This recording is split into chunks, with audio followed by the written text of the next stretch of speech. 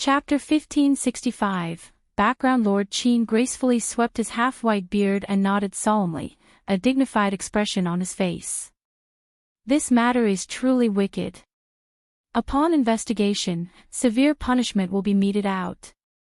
He struck the ground again, commanding, "All of you, kneel down."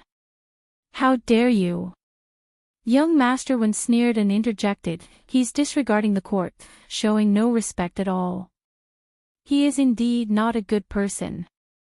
The children, Yi, Songshi, and Li Qiao all complied, kneeling down. Qiao Xian, however, spoke calmly, "Lord Qin, when my husband arrives, you can ask me to kneel again. If I kneel now, I'm afraid Lord Qin won't accept it. Moreover, this person didn't kneel either, right? There's no need to treat the plaintiff and the defendant so differently." Young Master Wen erupted in anger. "You woman, how dare you compare yourself to me? Who do you think you are? Young Master Wen, can you be more arrogant and familiar with Lord Qin? Are you afraid people won't know about your extraordinary relationship? Are you also an official or some cultivated talent recommended advanced scholar? Why aren't you kneeling? If you want kneel, don't demand it of me. Who's disrespecting the court?" The surrounding commoners began to murmur and discuss softly. Lord Qin frowned, casting a glance at young Master Wen. Young Master Wen glared at Qiao Xian. He refused to kneel down, asserting his identity as Master Wen. However, he couldn't reveal his true status and dared not suppress Qiao Xian publicly. Therefore, if he didn't kneel, he wouldn't force Qiao Xian to kneel either. In front of so many people, he had to maintain a semblance of politeness. Young Master Wen sneered, "You're not qualified to inquire about my identity. Who do you think you are? I'm magnanimous and won't engage in a dispute with a mere woman. Sir, please continue with your trial." Though Lord Qin appeared slightly displeased, he refrained from arguing with young Master Wen. Instead, he directed his attention to Qiao Xian. "Is what young Master Wen said true? Tell me the truth. I advise you not to lie and admit it promptly to avoid unnecessary suffering. Otherwise, you will face punishment." While an ordinary woman might have been overwhelmed with fear, Qiao Xian found the situation rather amusing. She hadn't anticipated that the Heavenly Mansion's magistrate would act like a puppet in front of young Master Wen. Despite his official position, he willingly played the role of a subordinate in young Master Wen's presence. The mystery surrounding young Master Wen deepened, arousing Qiao Xian's curiosity. "Lord, I believe the plaintiff has concluded their statement. Is it now the defendant's turn to speak?" Young Master Wen continued to glare at Qiao Xian with hatred, expecting her to panic and admit guilt under Lord Qin's pressure. However, to his surprise, she remained calm, composed, and unhurried. Her voice showed no signs of trembling. This unexpected composure irked young Master Wen, who was hoping to witness Qiao Xian's distress and confession. His delight and anticipation transformed into anger, making it unbearable for someone who derived pleasure from others' suffering. "Have I not made myself clear enough? I don't need your nonsense. If you find any errors, ads pop up, ads redirect, broken links, non-standard content, etc., please let us know to report so we can fix it as soon as possible." Chapter 1566. He's about to explode. Young Master Wen grumbled in a rough voice. Qiao Xian, as if startled by him, patted her chest and took 2 steps back. "Young Master Wen, you are so scary." "Greetings, Lord Qin," Qiao Xian declared loudly. "Is the defendant not allowed to speak in court? Must we solely rely on the plaintiff's words? Is this the rule of the country?" Young Master Wen's eyes became even more venomous, and his breathing grew heavier. He was on the verge of exploding with anger and regret. Had he known that dealing with Qiao Xian would be this challenging and bold, he wouldn't have rushed into investigating the case. Instead, He should have let Lord Qin send her to jail first to teach her a lesson before bringing her to court. He wanted to see if she would still dare to be stubborn. His desire to vent his anger had backfired. Meanwhile, Lord Qin hadn't anticipated Qiao Xian's resilience. She posed a tricky question, and with a multitude of spectators outside the court, he didn't dare to make any rash decisions. Otherwise, he risked facing impeachment the next day.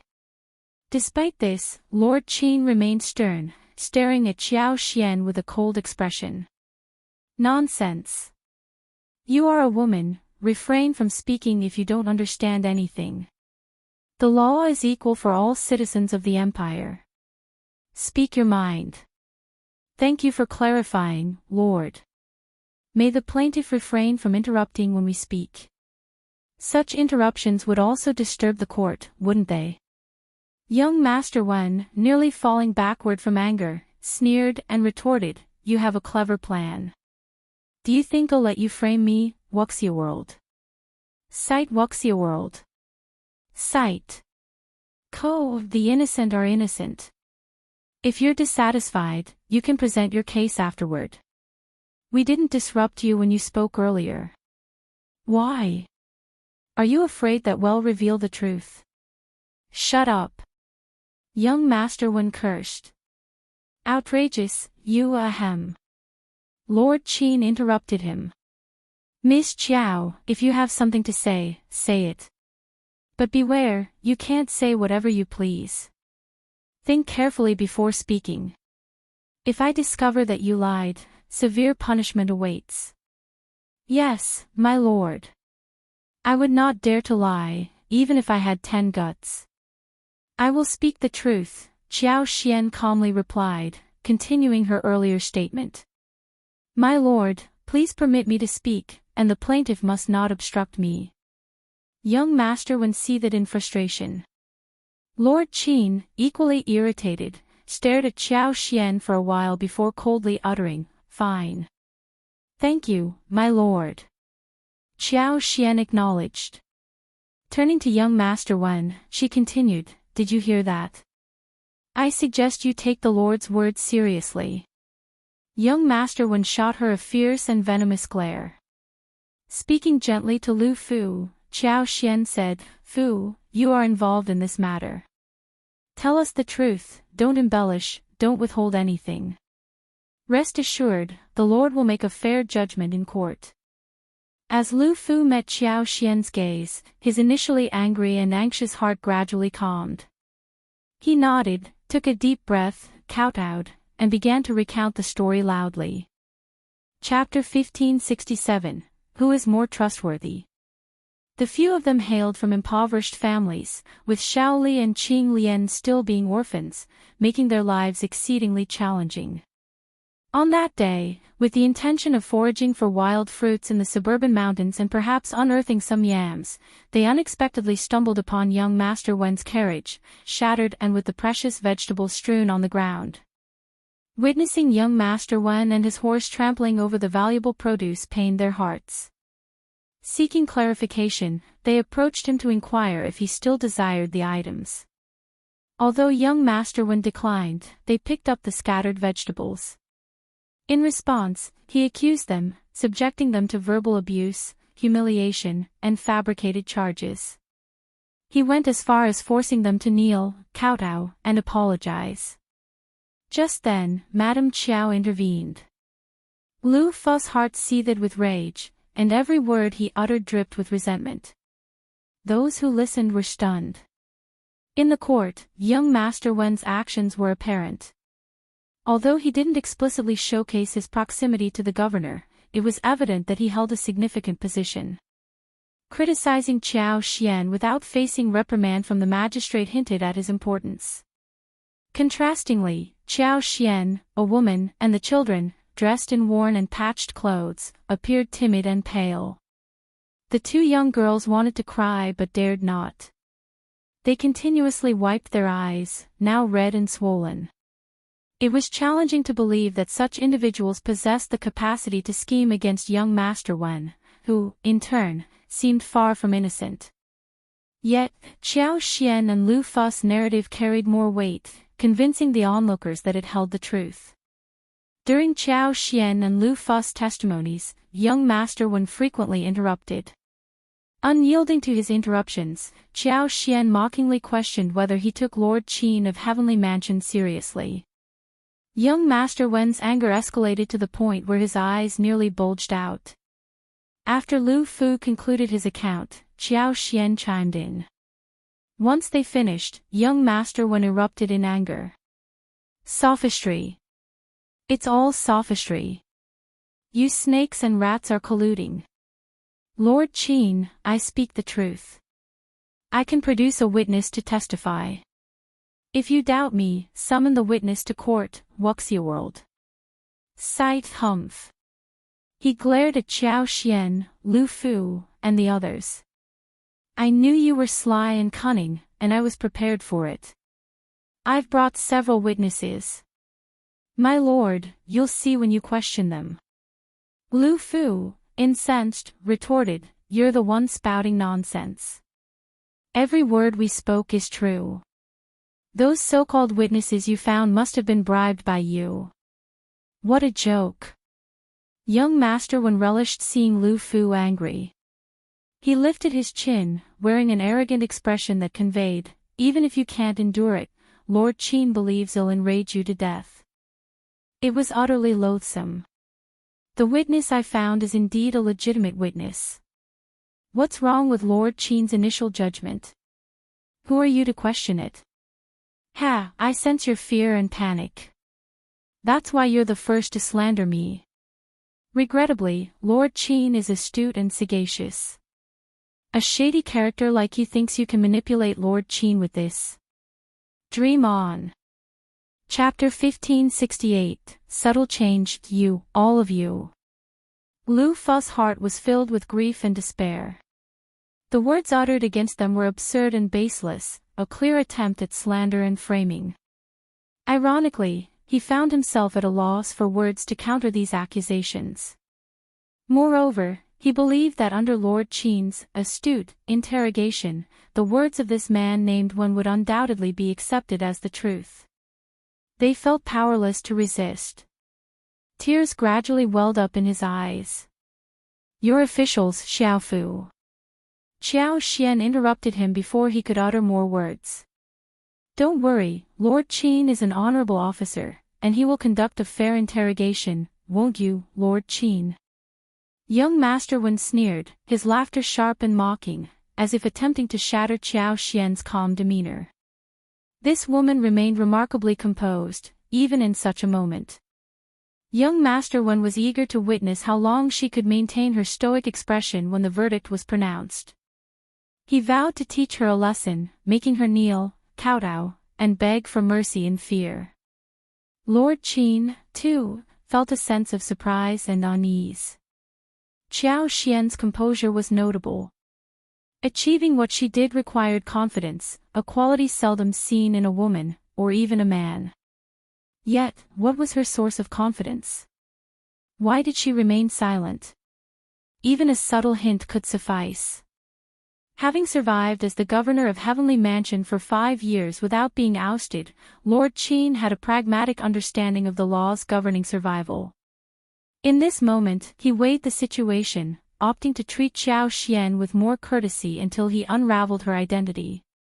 Hadn't she instructed the maidservant to invite her husband? Once her husband arrived, her background would be revealed. Providing himself with more opportunities to navigate the situation was a crucial survival principle in his career. After Lord Qin resolved to be more tactful, his countenance softened. When he resumed speaking, his tone adopted a gentler cadence. Wuxiaworld. Sight, I will thoroughly conduct the interrogation. I won't overlook any clues or any wrongdoer. Bring forth the witness. Miss Qiao, if you have any witnesses, feel free to bring them forward. I will treat all parties impartially. Young Master Wen sneered and shot a smirk at Qiao Xian. He perceived nothing amiss in Lord Qin's words. Instead, he believed Lord Qin must be confident that Qiao Xian lacked witnesses, hence expressing fairness. When Qiao Xian and the others departed, young Master Wen, the sole attentive observer, directed the servants to bring a few individuals along. Naturally, these witnesses had been coerced and bribed by him along the way. He harbored no apprehension. Few could match his cunning in the world. Qiao Xian detected the shift in Lord Qin's tone and gazed at him in astonishment. Their eyes met, and Lord Qin's gaze appeared gentle, a stark contrast to the feigned coldness. Qiao Xian gleaned a sense of the situation, surprised yet realizing that the individual overseeing Heavenly Mansion in the capital was no ordinary person. Though uncertain about the reason for the sudden change in attitude, she welcomed it. It offered her a moment of respite. Chapter 1569, The So-Called Witness. Thank you, Almighty. Please, prioritize the interrogation of young Master Wen's witnesses. Shortly after, 5 witnesses were ushered forward. Some among them appeared visibly anxious and uneasy, instinctively shuffling and attempting to retreat. Lord Qin, displeased, struck a wooden stick and reprimanded them. Only then did they stiffen, immobilized by fear. Lord Qin's countenance remained stern and unwavering as he began the interrogation. Observing the proceedings with keen interest, Qiao Xian found the unfolding events entirely expected. If young Master Wen's chosen witnesses did not testify in his favor, who else would? A self-testimony. Unless he were possessed by a ghost. Qiao Xian couldn't help but sigh with a hint of emotion. Regardless of young Master Wen's background, he seemed destined to face insurmountable odds. If it were only Lu Fu and the others grappling with this predicament, escape would be an impossible feat when had the imperial city sunk into such darkness beneath the emperor's rule. What good was the benevolence of the crown prince?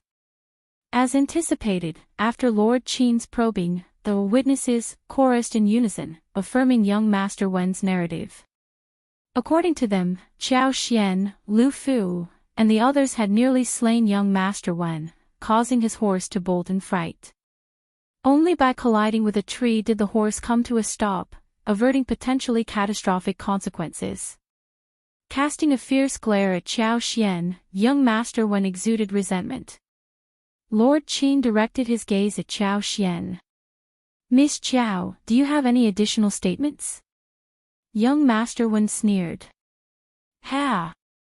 Qiao Xian responded calmly, Lord Qin, should we formalize the testimony of these witnesses? Young Master Wen interjected with a smirk, do I need you to suggest that? This is a guaranteed victory, a foregone conclusion.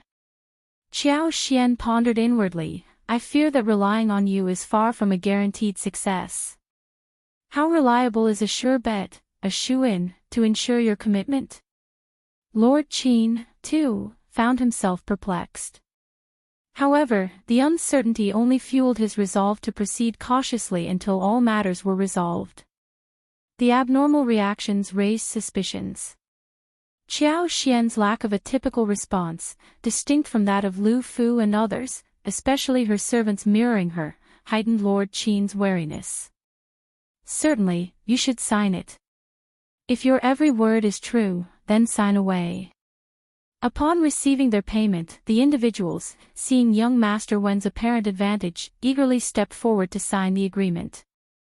Young Master Wen sneered, Lord Qin, the case is crystal clear. Can we conclude it now?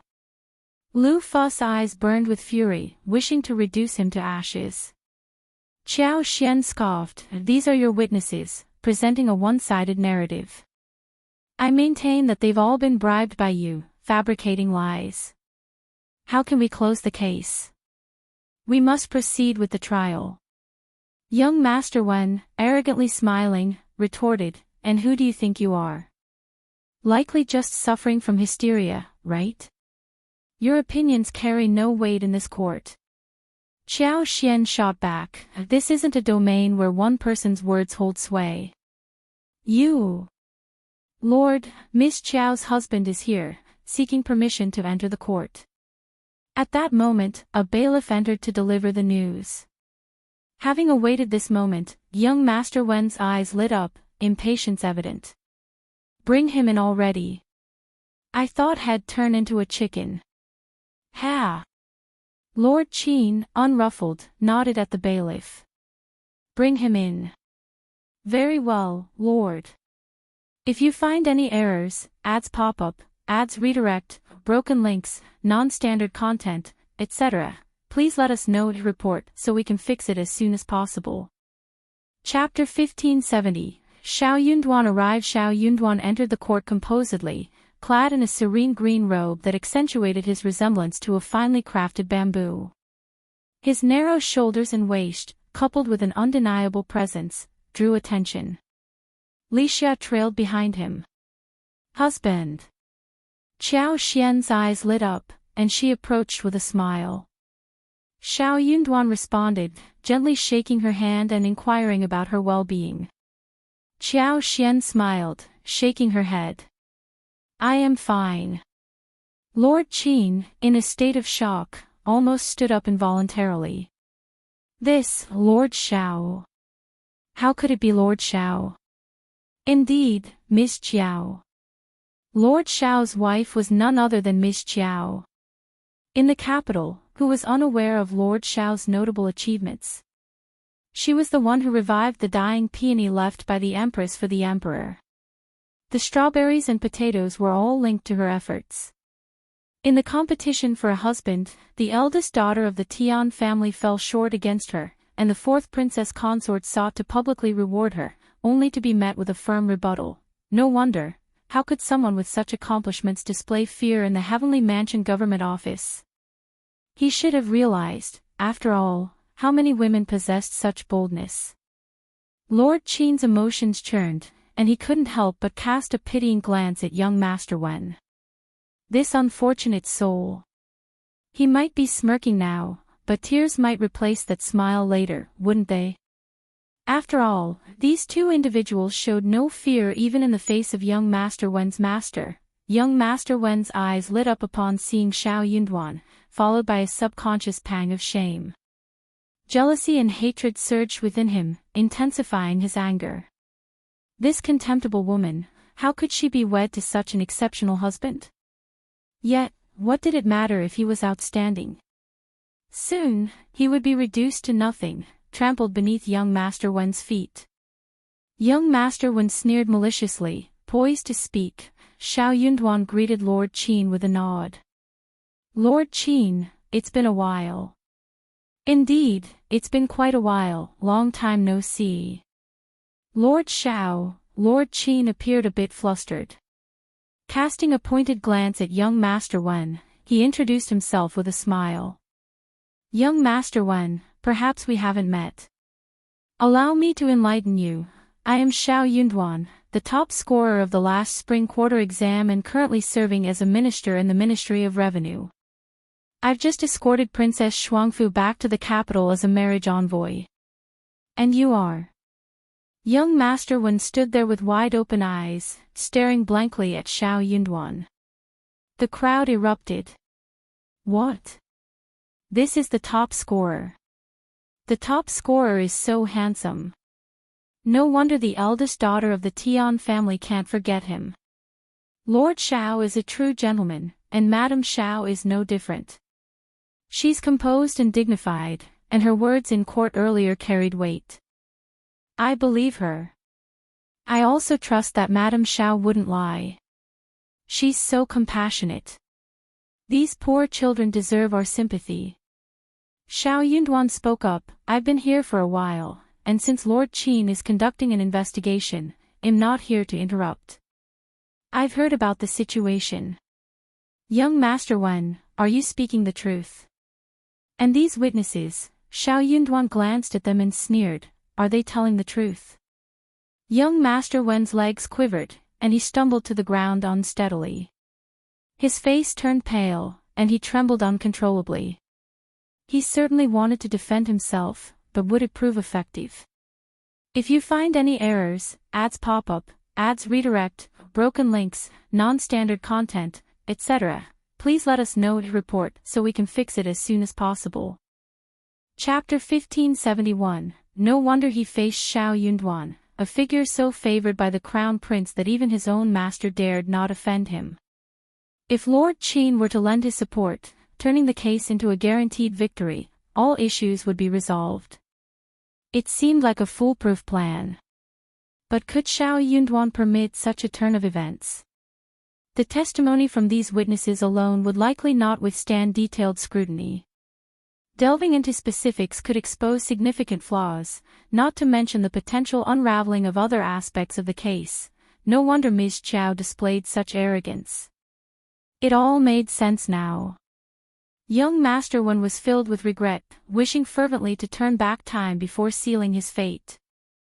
Lord, a man claiming to be young Master Wen's uncle is present.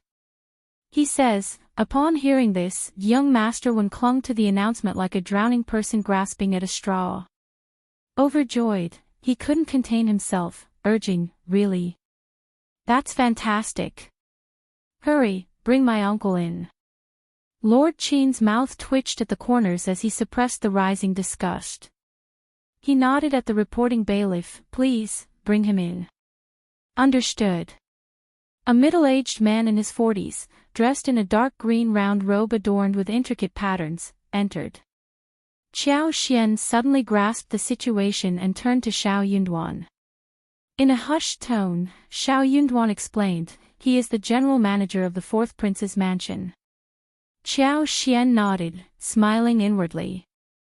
No wonder young Master Wen dared to be so audacious and domineering. It became clear why no noble in the capital bore the surname Wen with the qualifications to wield such authority. He was the nephew of the head chief of the fourth prince's residence. No wonder. The prime minister's officer held the esteemed rank of a seventh-ranked official and served as the chief steward of the prince's residence, adding to his aura of reverence. Naturally, the nephew of the head chief garnered increased significance. What outsiders remained unaware of was that this young Master Wen, known as Wen Fuxin, had been specially brought over from his hometown by the head chief. Upon achieving success, he felt a pang of sorrow for being childless. His brother and sister-in-law, sensing his yearning for an heir, voluntarily adopted his youngest son, bringing immense joy to him. Hence, 3 years ago, he eagerly brought Wen Fuxin from his hometown.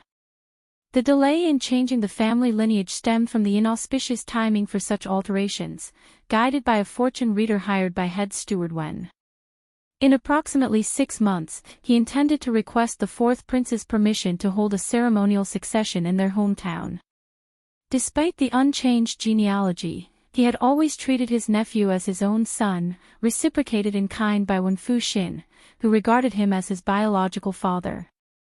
Head steward Wen found solace and joy in this filial bond, showering his son with extreme affection.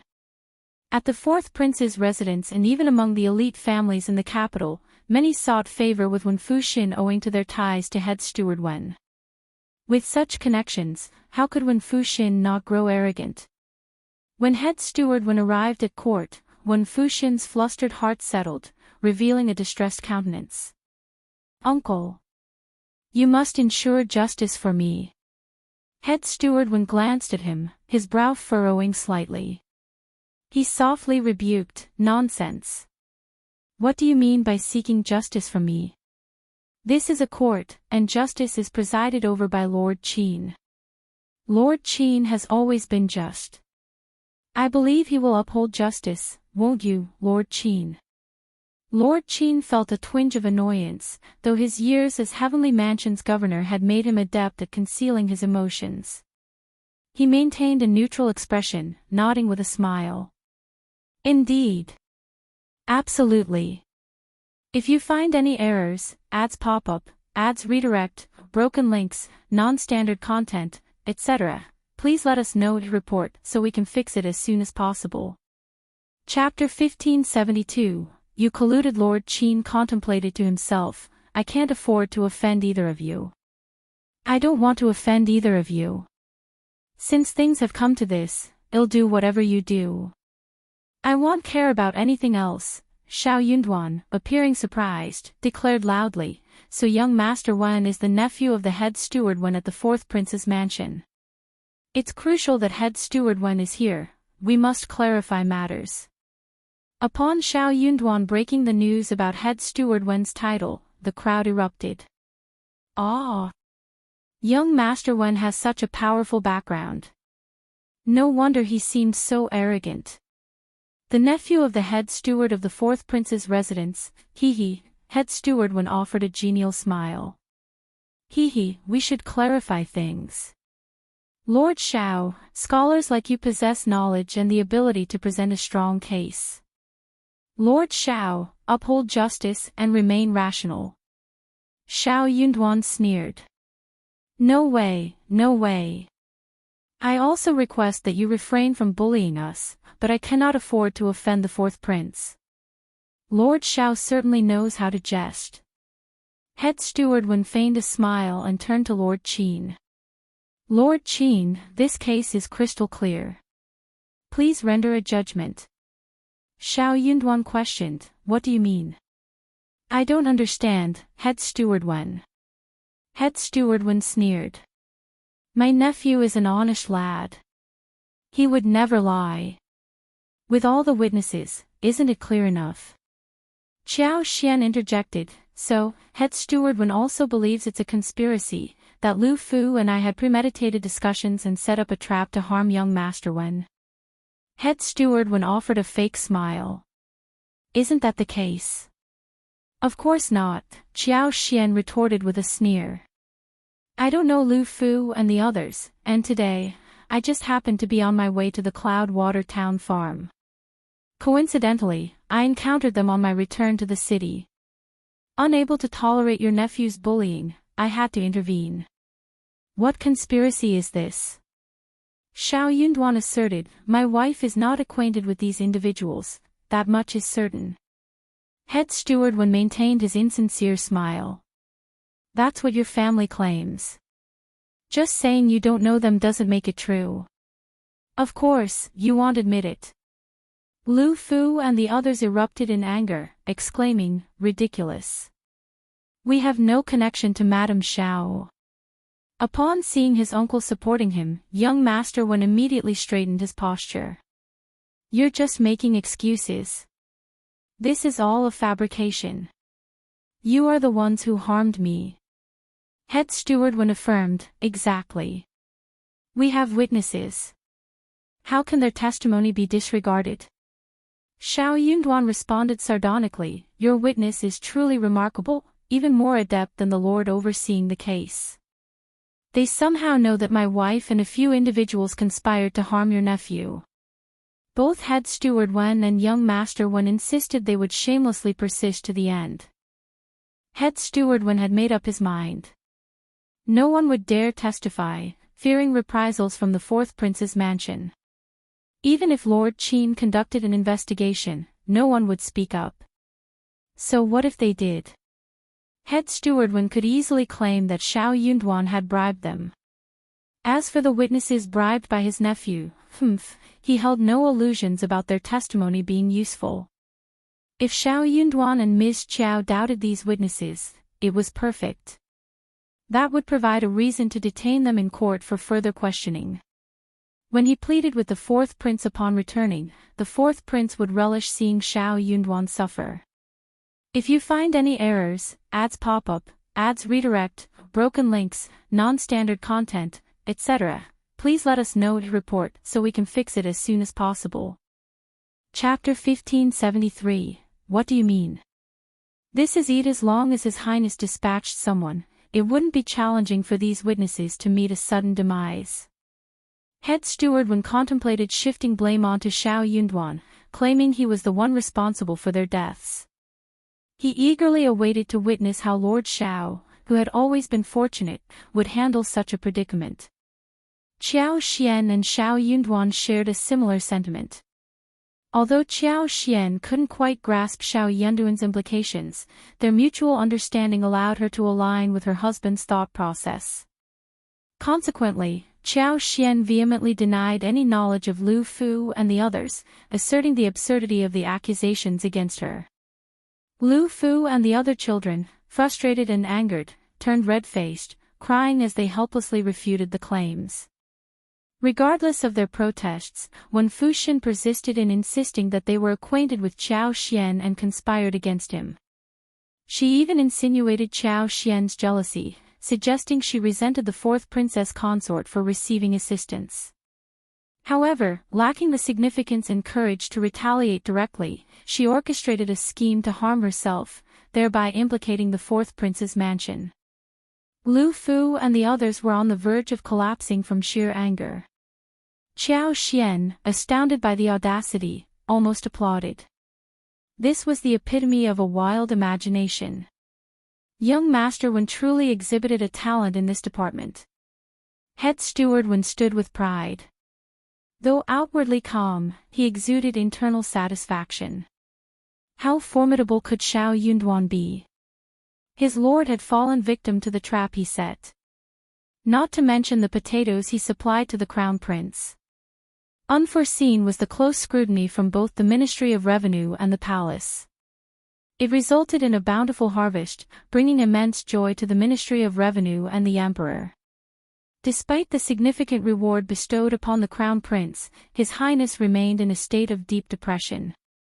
If he emerged victorious over Shao Yunduan this time, His Highness would surely hold him in high esteem. Unexpectedly, just as the confrontation reached a stalemate, Lu Fu's parents arrived. 3 men, their faces weathered and expressions stern, approached the court. The youngest sported a beard and a ponytail, appearing to be around 35 or 36 years old, while the other 2 were in their 40s. One had a blind eye, and the other walked with a limp in his right leg. Lu Fu and the others brightened up, exclaiming, "Uncle Zheng, Uncle Wu, Uncle Lu." Head Steward Wen and his nephew observed with disdain. It dawned on them that the families of these unfortunate boys were impoverished and dealing with physical disabilities. The audacity of such individuals to present themselves at this time amused Head Steward Wen and his nephew, who didn't bother concealing their scorn. As soon as the 3 men entered, Lu Fu and the others rushed towards them. The 3 men showered the children with affection, gently stroking and comforting them, all the while emanating an air of anger. Their expressions remained frigid. The 35-year-old man took deliberate steps forward, straightening his back. His gaze swept across Lord Qin before settling on Head Steward Wen. His eyes, dark and unfathomable, exuded a chilling coldness. Under this penetrating stare, Head Steward Wen involuntarily shivered, sensing a bone-chilling chill creeping up from the soles of his feet, when Fu Xin, unable to match his uncle's composure, visibly trembled.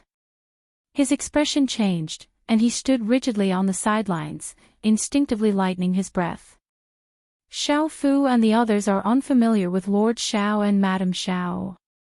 It's absurd to suggest they conspired to frame your nephew. If you find any errors, ads pop up, ads redirect, broken links, non-standard content, etc., please let us know and report so we can fix it as soon as possible. Chapter 1574, Identity. Head Steward Wen sneered. The unintended suppression by the presence of a few individuals with disabilities fueled his shame and anger, causing him to lose control. He bellowed, "You're all colluding. Naturally, you'll say that. I won't lie." Zhang Sang handed over a dark red, weathered oilcloth bag, stating coldly, "Lord Qin will understand when he sees it." Head Steward Wen's forced smile grew more malicious. He retorted sharply, "What? Are you attempting to bribe right in front of me?" Shao Yunduan sneered, "What can you expect from a hog but a grunt?" "What did you say?" "To smear someone and hurl insults, what can you expect from a hog but a grunt?" "You," Lord Qin intervened, coughing. "Bring it up." Since they presented it personally, he had to inspect it himself. The oilskin bag was swiftly placed before Lord Qin. As he opened it, he casually picked up a folded piece of paper and glanced at it. His expression underwent a drastic change. He glanced at the others, his eyes widening, and his hands trembling involuntarily. His expression became indescribably complex, revealing inner turmoil. Head Steward Wen and his nephew were left stunned, perplexed by the unexpected turn of events. Observing Lord Qin's reaction, head steward Wen, usually confident, struggled to maintain composure. He exchanged glances with Shao Yunduan, who remained stoic. Head steward Wen put on a fake smile and addressed Lord Qin. Lord Qin, what is the matter? Has Lord Qin found something? Lord Qin, torn by conflicting emotions, raised his eyebrows and replied, "Why don't we temporarily halt the proceedings and investigate further?" It was a common phrase used in governmental offices. It implied that the case was not suitable for public interrogation. Why not transfer it to the back hall and discuss it in detail? Zheng Sang barely hesitated. Instead, he seemed to sigh in relief and promptly expressed his agreement. Certainly, but it's at Lord Qin's discretion. Shao Yunduan glanced at Zheng Sang, paused briefly, and stated, "I have no objections either." None of them raised objections. That left only head steward Wen. However, he appeared somewhat hesitant. Before he could voice his thoughts, Wen Fuxian interjected, "No. Why can't we conduct the interrogation openly? Is someone trying to manipulate things covertly?" Dream on. If everyone agreed, he felt compelled to disagree. There had to be something fishy. Wen Fuxian thought as much, and head steward Wen, initially harboring suspicions, found assurance in his nephew's proclamation. Exactly. Lord Qin, there's no harm in being forthright. Lord Qin regarded head steward Wen and his nephew with pity. It seemed they might not comprehend the consequences of their actions. Since they were resolute in their stance, why not fulfill their wish? Having already suggested the idea, and with their rejection, Lord Qin felt justified. Even if the fourth prince were dissatisfied, he couldn't be blamed. In that case, it's settled. Lord Qin rose, bowed slightly, and cupped his hands toward Zheng Sang. "General Zheng, please proceed." "General Zheng." What kind of general was this? Did they mishear, or did Lord Qin misspeak? Head steward Wen and his nephew exchanged bewildered glances, attempting to discern each other's expressions as if questioning the accuracy of what they heard. The onlookers were also taken aback. The surrounding commoners were left in shock, their gasps audible. What? What did Lord Qin say just now? Did you hear that? If you find any errors, ads pop up, ads redirect, broken links, non-standard content, etc., please let us know to report so we can fix it as soon as possible. Chapter 1575. It actually became like this. I didn't hear it. I must have heard wrongly. Zheng Sang chuckled self-deprecatingly. Lord Qin, please, I'm no longer a general. I'm just a commoner now. Greetings, Lord. Zheng Sang cast a quiet gaze at head steward Wen. His dispassionate tone struck the heart of head steward Wen like a heavy hammer. These children are all offspring of my former brothers. Their fathers were comrades in arms with me on the northern battlefield, sharing life and death together. They returned from the battlefield with injuries, illnesses, or disabilities. A decade has passed, and many are no longer with us. Some of these children have lost their fathers, and others have lost both parents. In our residence, there are no fewer than 20 to 30 children in similar circumstances. Over 10 disabled brothers, like their fathers, are still grappling with life. Including elderly, frail, women, and children, there are over 70 in total. Our surviving brothers may be incapable, but we cannot let the families and children of our fallen comrades suffer. These children are remarkably resilient. If they possess strength, they labor as porters, engage in manual work, or become apprentices. If strength eludes them, they find alternative ways to contribute, such as doing odd jobs, washing clothes, or gathering wild vegetables and fruits outside the city. Shao Fu, Shao Er, and the others have ventured out of the city to forage for food multiple times, and today won't be the last. I fail to comprehend how this led to accusations of collusion with Madame Shao to frame young Master Wen. Though our achievements may not be grand, we instilled in them principles of integrity from a young age. If they were to commit such an act, I won't shield them from your judgment. I, Jing Sang, dare not claim exceptional prowess. In the past, I participated in more than 10 battles on the northern front, vanquishing over 100 foes. I once captured a prince, a king, and a monarch, saving General Sun's life. My life was nearly claimed by the King of Hell. I fear no peril. I won't let this matter slide. Even if it costs me my life, I won't tolerate baseless slander. When Fu Xin, oblivious to the gravity of the situation, scorned Jing Sang's words. He sneered and jeered, "Oh, boasting about your feats. Shamelessly bragging here. What a joke, you, oh." Uncle, when Fu Xin shielded his face, casting a bewildered look at head steward Wen. Shocked and confused, he couldn't fathom why his caring biological uncle would resort to a slap. Head steward Wen, agitated and vexed, lacked the time to explain. He spoke with frustration, his voice lowered to a hiss, "Stay silent." Enraged, Jing Sang rebuked sharply, "What is the meaning of this? How dare you subject me to such humiliation?" Shao Yunduan sighed. General Jing risked his life for the Great Qin, valiantly defending against external threats. He nearly lost his life on the northern battlefield, only to face scorn like this. What a woeful and pitiable fate. General Zheng, please compose yourself. He is the nephew of the head steward of the prince's mansion. Arguing with him won't yield anything. Zheng Sang, Lu Changming, and Wu Guan seethed with anger. The state of the world has truly deteriorated.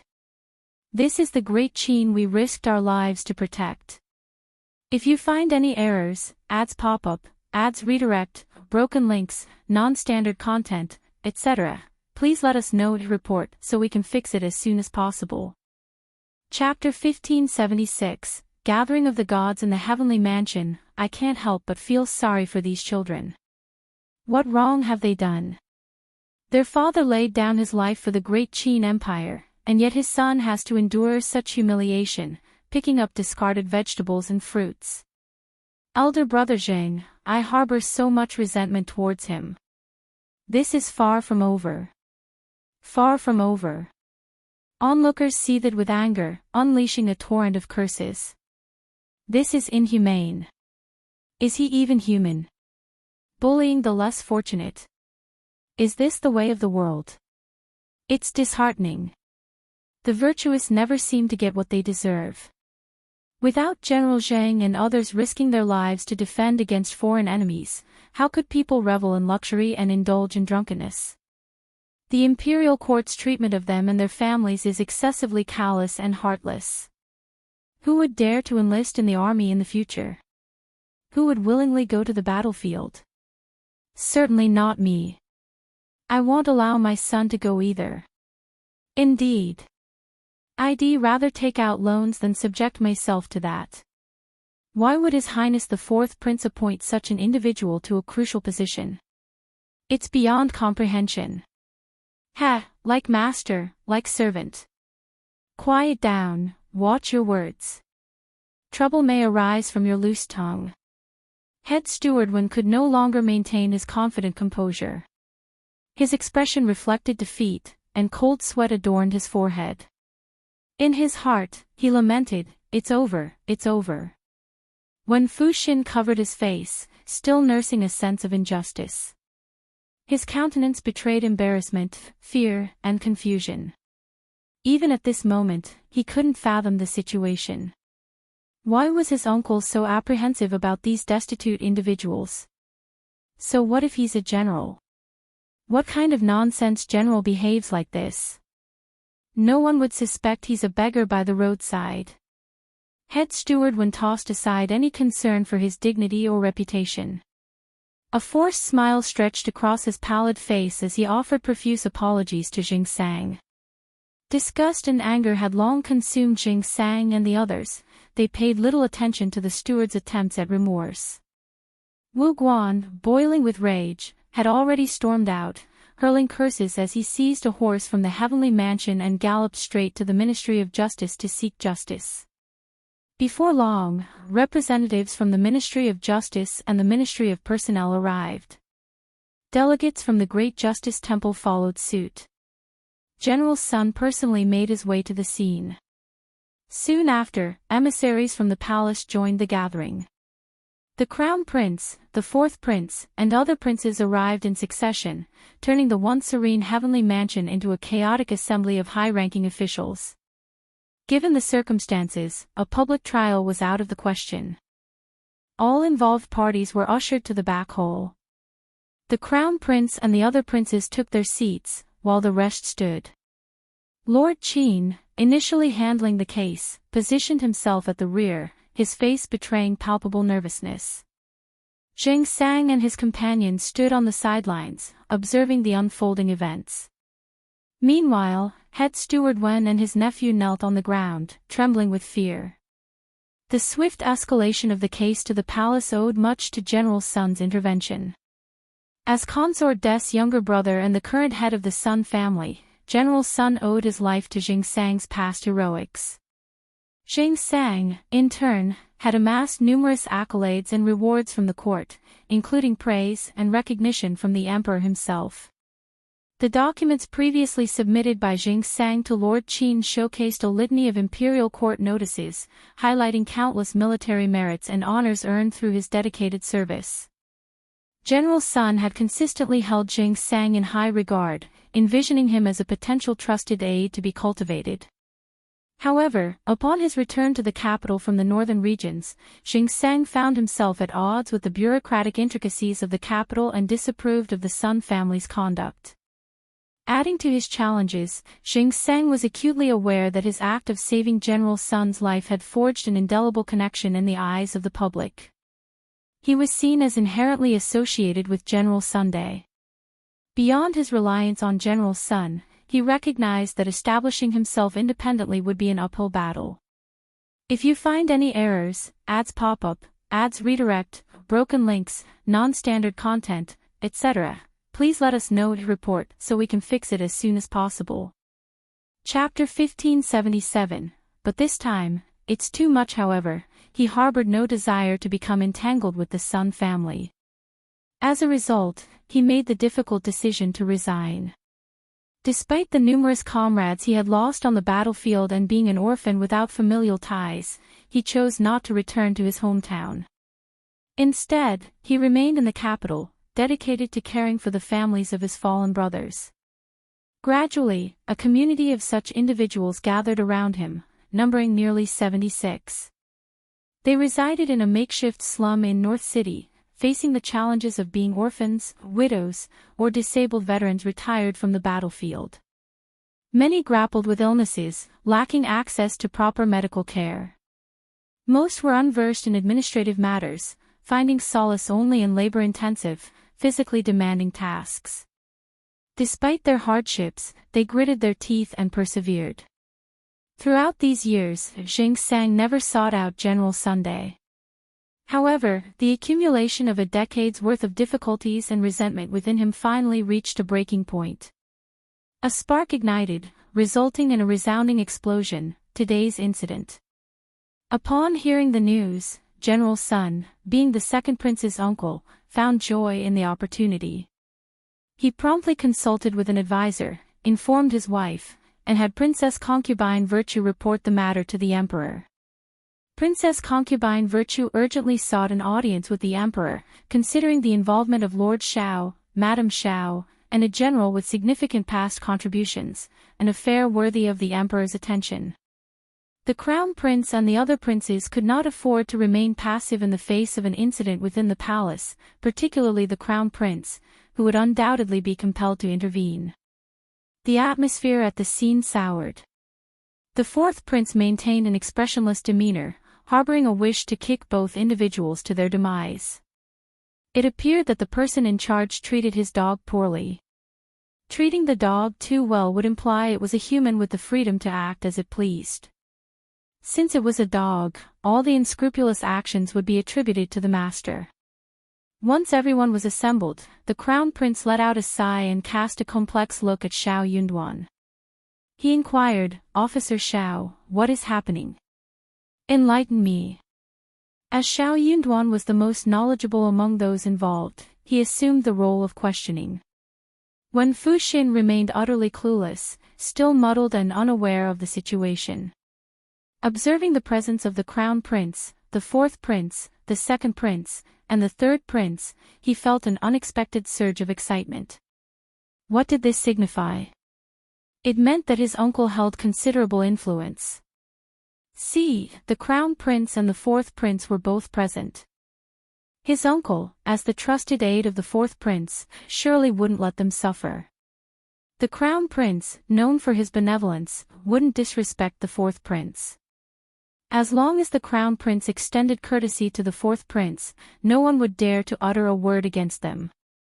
These people would undoubtedly have to kneel before him later, concerned that Shao Yunduan and Qiao Xian might say something detrimental. When Fuxin hastily interjected, "Crown Prince, I am innocent. Please help me." Shao Yunduan raised his voice, cutting him off. "The rules at the fourth prince's mansion are commendable.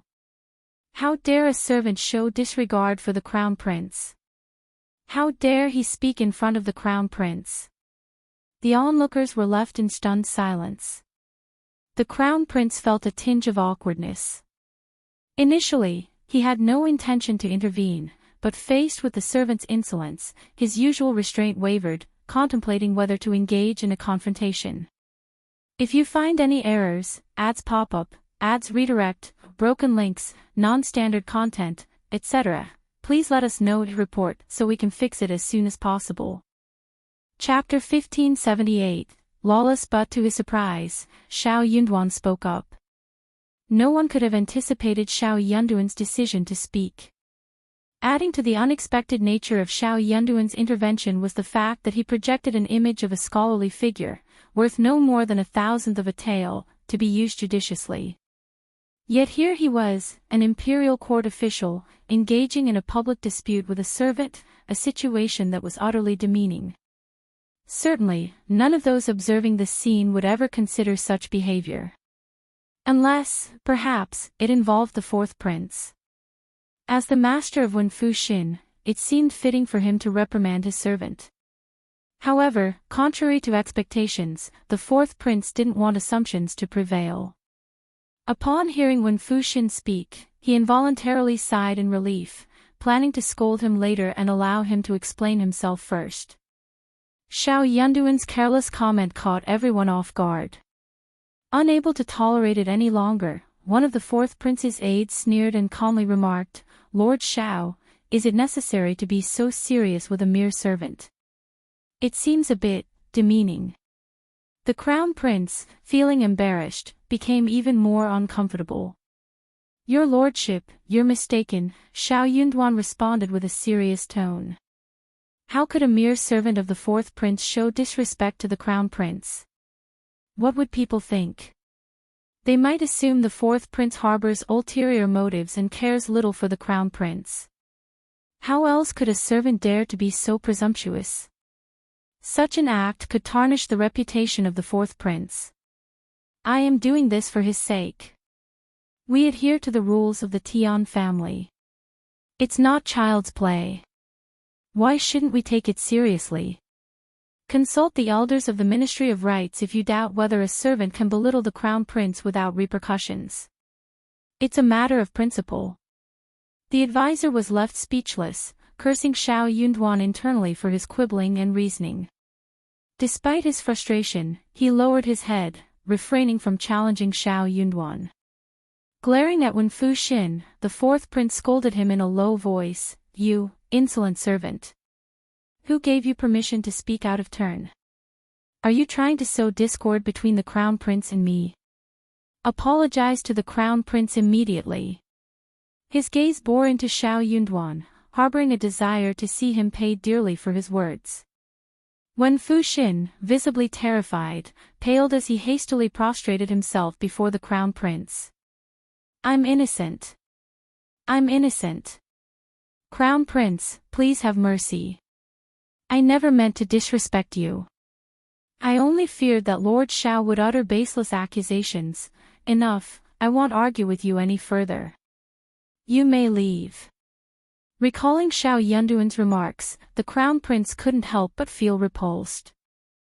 Listening to someone badmouth Shao Yunduan, even though it was Shao Yunduan himself doing the talking, left a bitter taste. No wonder Officer Shao was infuriated and refused to show any courtesy to Wen Fuxin. Such a slave was undoubtedly of questionable character. Despite his feelings, the Crown Prince, mindful of decorum, extended a modicum of courtesy to Shao Yunduan. Officer Shao, please proceed. Shao Yunduan responded, Miss Qiao is the key witness. Miss Qiao, could you please provide your account of the events? Yes, Qiao Xian began, narrating the details. Subsequently, they questioned Lu Fu and the others, who corroborated the truth. The tales were humiliating, distressing, and filled with sorrow and outrage. As the accounts unfolded, tears were shed, and sobs punctuated the air. The ministers directed their gazes at head steward Wen and his nephew, further stoking the Crown Prince's anger. Jing Sang and the others shared in the collective heartbreak and indignation. Wu Guan clenched his teeth and spat, yearning to mete out punishment to Wen Fuxin. General Sun, incensed, voiced his outrage.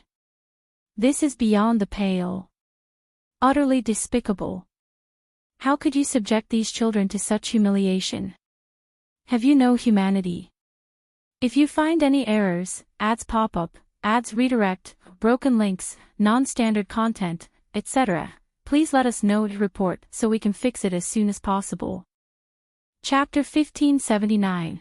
Head Steward Wen's dizziness. Wen Fuxin persisted in his attempt to quibble. Shut up. Head Steward Wen delivered a forceful kick to his chest without a hint of mercy. The impact sent Wen Fuxin sprawling backward on the ground, clutching his throbbing chest. Surprised, he looked up at his uncle and stammered, Uncle, bastard. Head Steward Wen's eyes bore into him with disappointment. He gritted his teeth and admonished, The Crown Prince is granting you an opportunity. Spit out the truth. If you dare conceal anything, you can kiss your sorry life goodbye. Despite the presence of court officials, the Crown Prince, numerous princes, Shao Yunduan, and Jing Sang, the sensitivity of their identities loomed large. Did this fool think he could deceive them with a few words? Had they been dealing only with Shao Yunduan and the others, they might have been under the fourth prince's control. Facing a group of commoners, perhaps they could have turned a blind eye and cooperated, but the circumstances had changed. Wen Fuxin was dumbfounded. It's easy for a person to puff up and float, but abruptly deflating them is a challenging task. It evokes embarrassment and resistance from the core. Jing Sang sneered. Crown Prince, please conduct a thorough investigation. I demand justice. General Zheng, rest assured.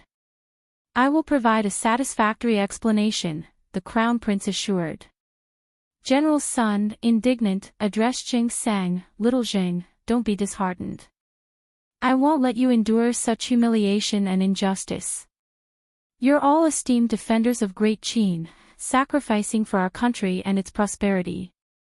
With the imperial court, the emperor, and the Crown Prince aware of this, they won't turn a blind eye.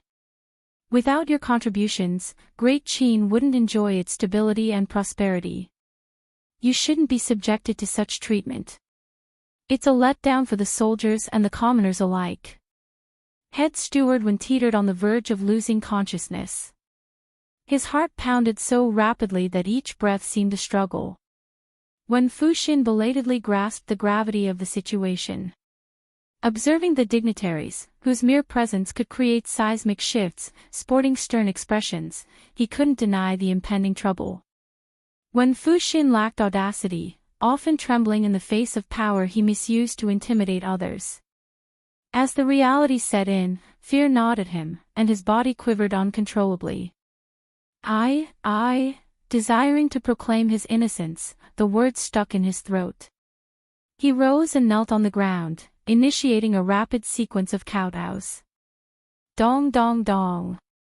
He implored, "Crown Prince, spare me. Crown Prince, spare me. Your Highness, spare me." Wu Guan, with disdain, spat and coldly rebuked, "Shameless. Disgusting." The Crown Prince's countenance darkened. "So, it turns out you are the perpetrator, the one inflicting harm on others." When Fu Xin could only kowtow, his face drained of color, unable to utter a single word. The Crown Prince erupted, "Bastard." Head Steward Wen, acknowledging his failure, joined his nephew on the ground, incessantly kowtowing. "Crown Prince, please calm down. I failed in guiding my nephew. I'm also at fault. Please grant us a chance to rectify our ways. If you find any errors, ads pop up, ads redirect, broken links, non-standard content, etc., please let us know to report so we can fix it as soon as possible."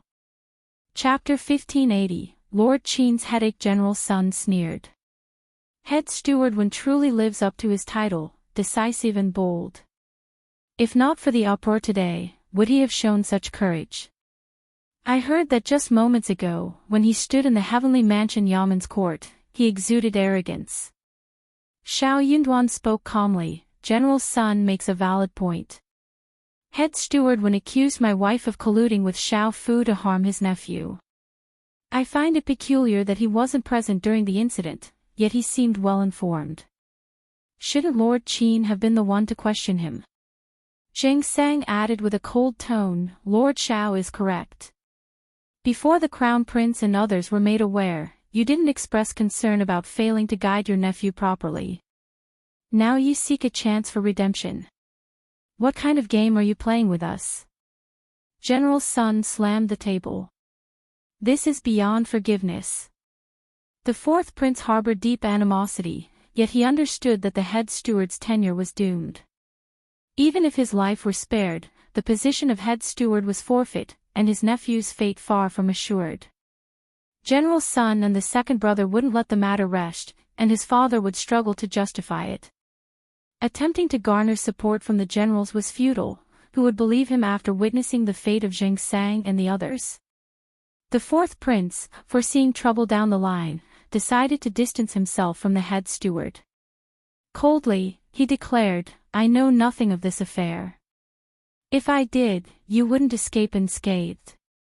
Given the current situation, Crown Prince, these two are your responsibility. Whether you choose punishment or interrogation, it's in your hands." Head Steward Wen and Wen Fu Xin immediately collapsed, wailing on the ground.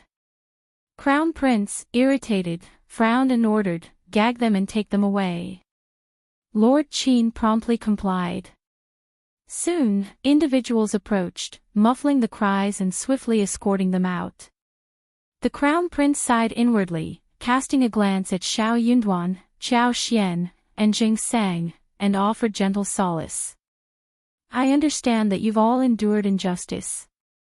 Those individuals are despicable and tyrannical, deserving no easy forgiveness. Let Lord Qin handle the interrogation, and will thoroughly investigate the matter. Well, address it according to your wishes."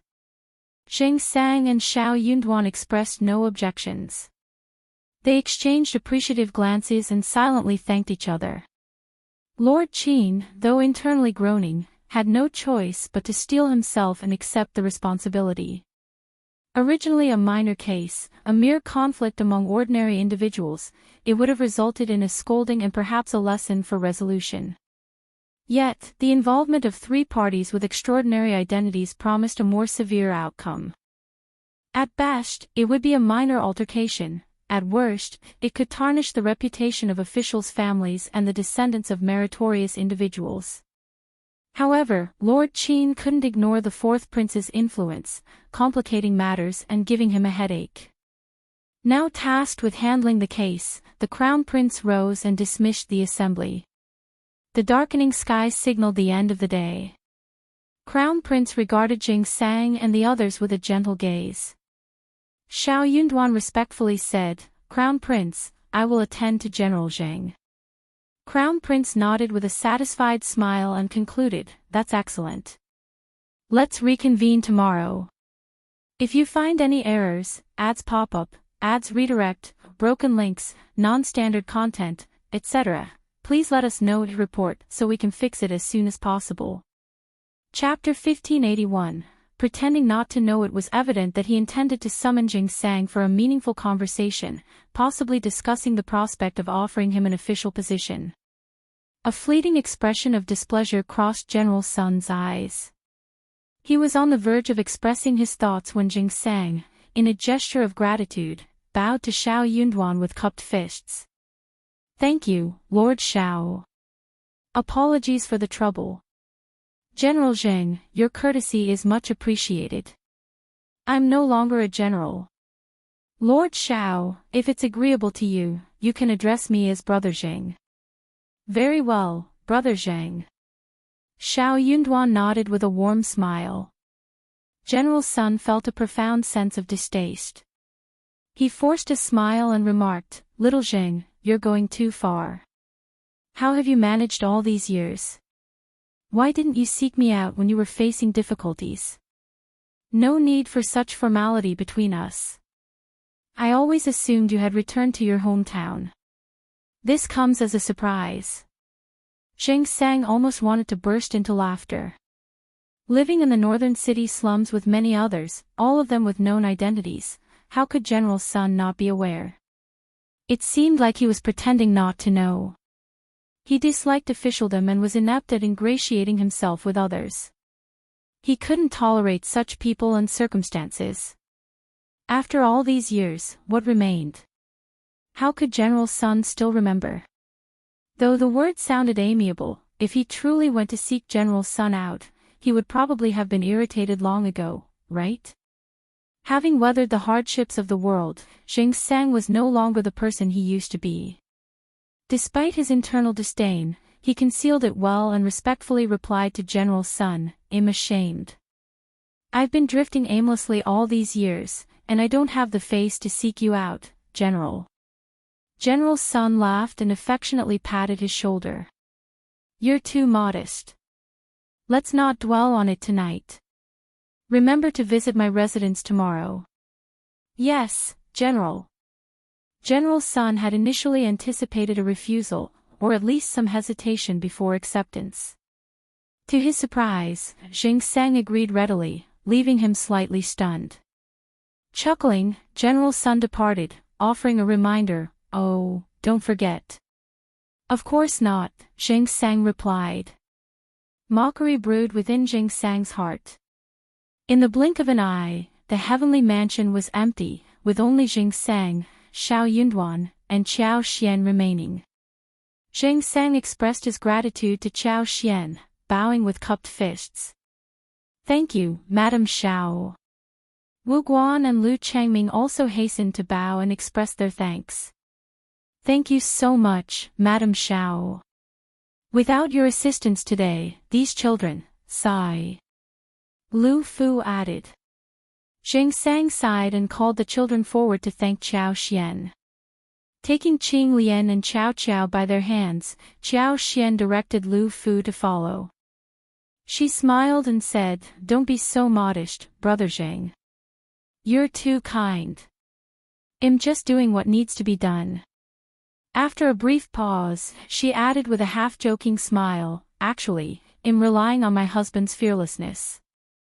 Some may find it challenging to lend a hand, but no one dares to refuse." Jing Sang chuckled. "Regardless, we owe a debt of gratitude to Madam Shao and Lord Shao." Shao Yunduan suggested, "Let's head to our house first. It's nearby. You can freshen up, have a meal, and I'll arrange for your return later." After a moment's thought, Jing Sang nodded with a smile. "Thank you, Lord Shao and Madam Shao." Qiao Xian excitedly chimed in, "Absolutely, you're most welcome. If you find any errors, ads pop up, ads redirect, broken links, non-standard content, etc., please let us know to report so we can fix it as soon as possible." Chapter 1582. Today, he used them. Qiao Xian instructed Songshe and Qin Yan to head home, order food from a nearby restaurant, and prepare boiling water.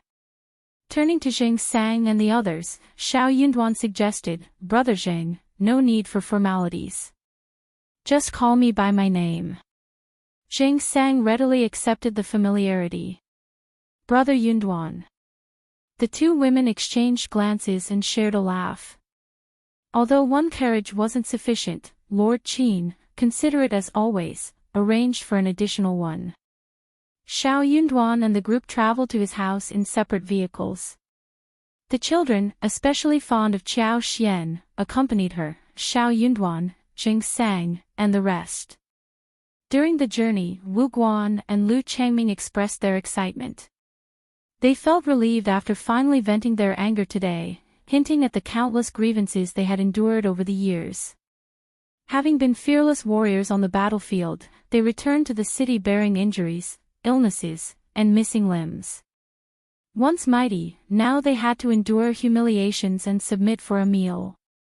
The stark contrast between their past and present experiences weighed heavily on their hearts.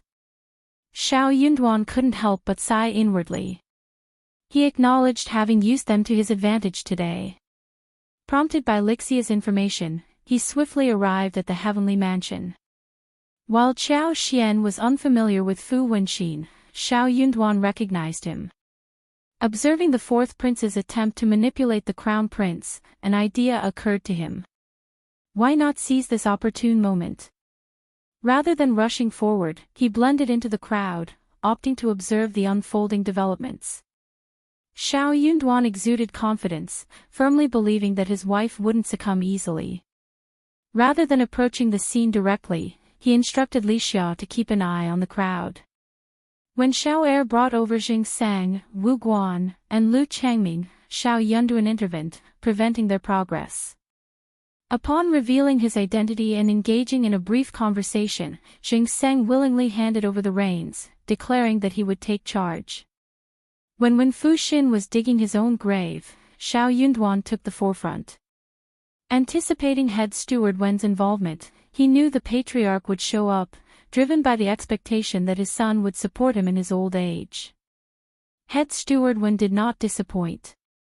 With Wen Fuxin carelessly courting disaster, there was no turning back, and head steward Wen had to play along.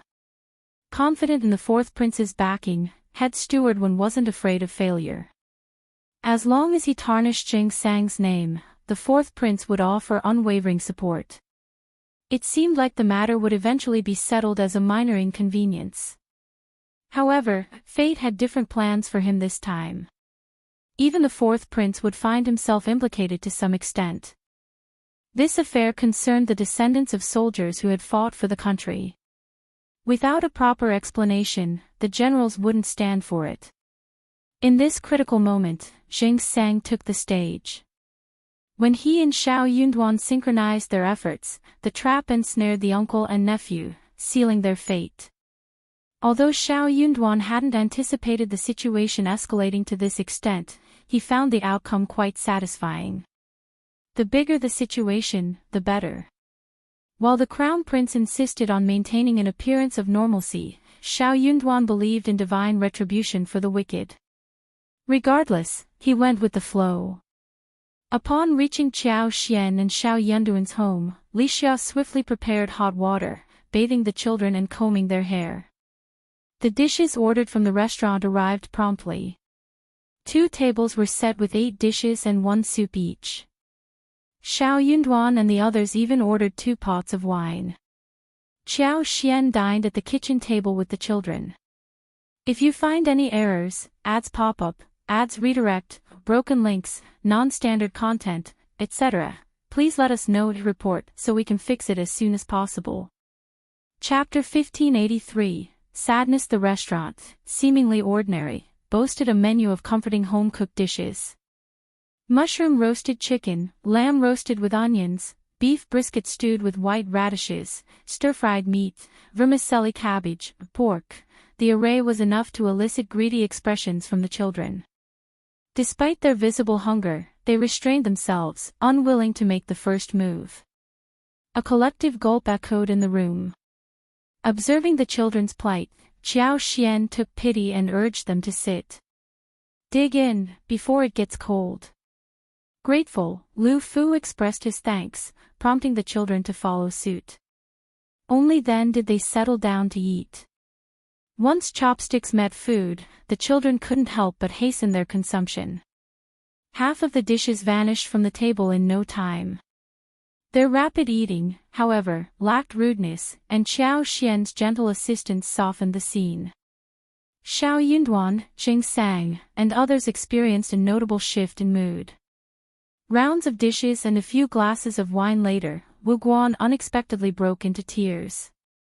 It took him a while to regain composure, wiping away tears before smiling at Shao Yunduan. I apologize, Brother Yunduan. Having overseen numerous struggles and hardships, the brothers had maintained a relentless pace for years. Gathered around a table, sharing a decent meal and laughter, they reflected on the distant past. Although melancholy briefly settled in, Shao Yunduan poured wine and reassured, there's no obstacle in this world that can't be overcome. Now that the court is aware, they'll handle it. Let's discuss it later. Jing Sang, however, expressed reluctance, his brow furrowing. I have no intention of involving myself with the imperial court anymore. The same goes for these children. The imperial court doesn't owe us anything. We're incapable, and there's no one to blame but ourselves. It was an undeniable truth. Having retreated from the battlefield, who among them hadn't felt this way? Nevertheless, they were alive, a sentiment that brought satisfaction, especially when compared to their fallen comrades. Despite life's challenges, the children were gradually maturing each day. As they aged, it was hopeful that their circumstances would improve. However, gaining favor with the imperial court proved to be an arduous task, one that was financially beyond their means. Moreover, the prospect of entangling themselves in the conflicts among the princes, risking disaster, was a fear they couldn't shake. Shao Yunduan couldn't help but sigh inwardly, recognizing that Jing Sang and the others had likely grown so disillusioned with the court that they accepted their situation with unusual calmness. Reflecting on the past, they had received compensation upon retirement, 15 taels of silver for the disabled and 20 taels for the deceased. While not a significant sum, if properly distributed among those entitled, it could have eased their hardships. Yet, the reality was different, leaving Shao Yunduan with a mix of emotions. The allure of the silver was undeniable. Even a small business venture could have made a significant difference in their lives. Some might not even receive a single tael, further complicating matters. Shao Yunduan found himself grappling with complex emotions, questioning the worth of investing effort in such an imperial court. He pondered the potential impact of the seemingly kind crown prince and whether his efforts to effect change were worthwhile. Disappointment had eroded his confidence, and he no longer harbored the desire to remain in the capital.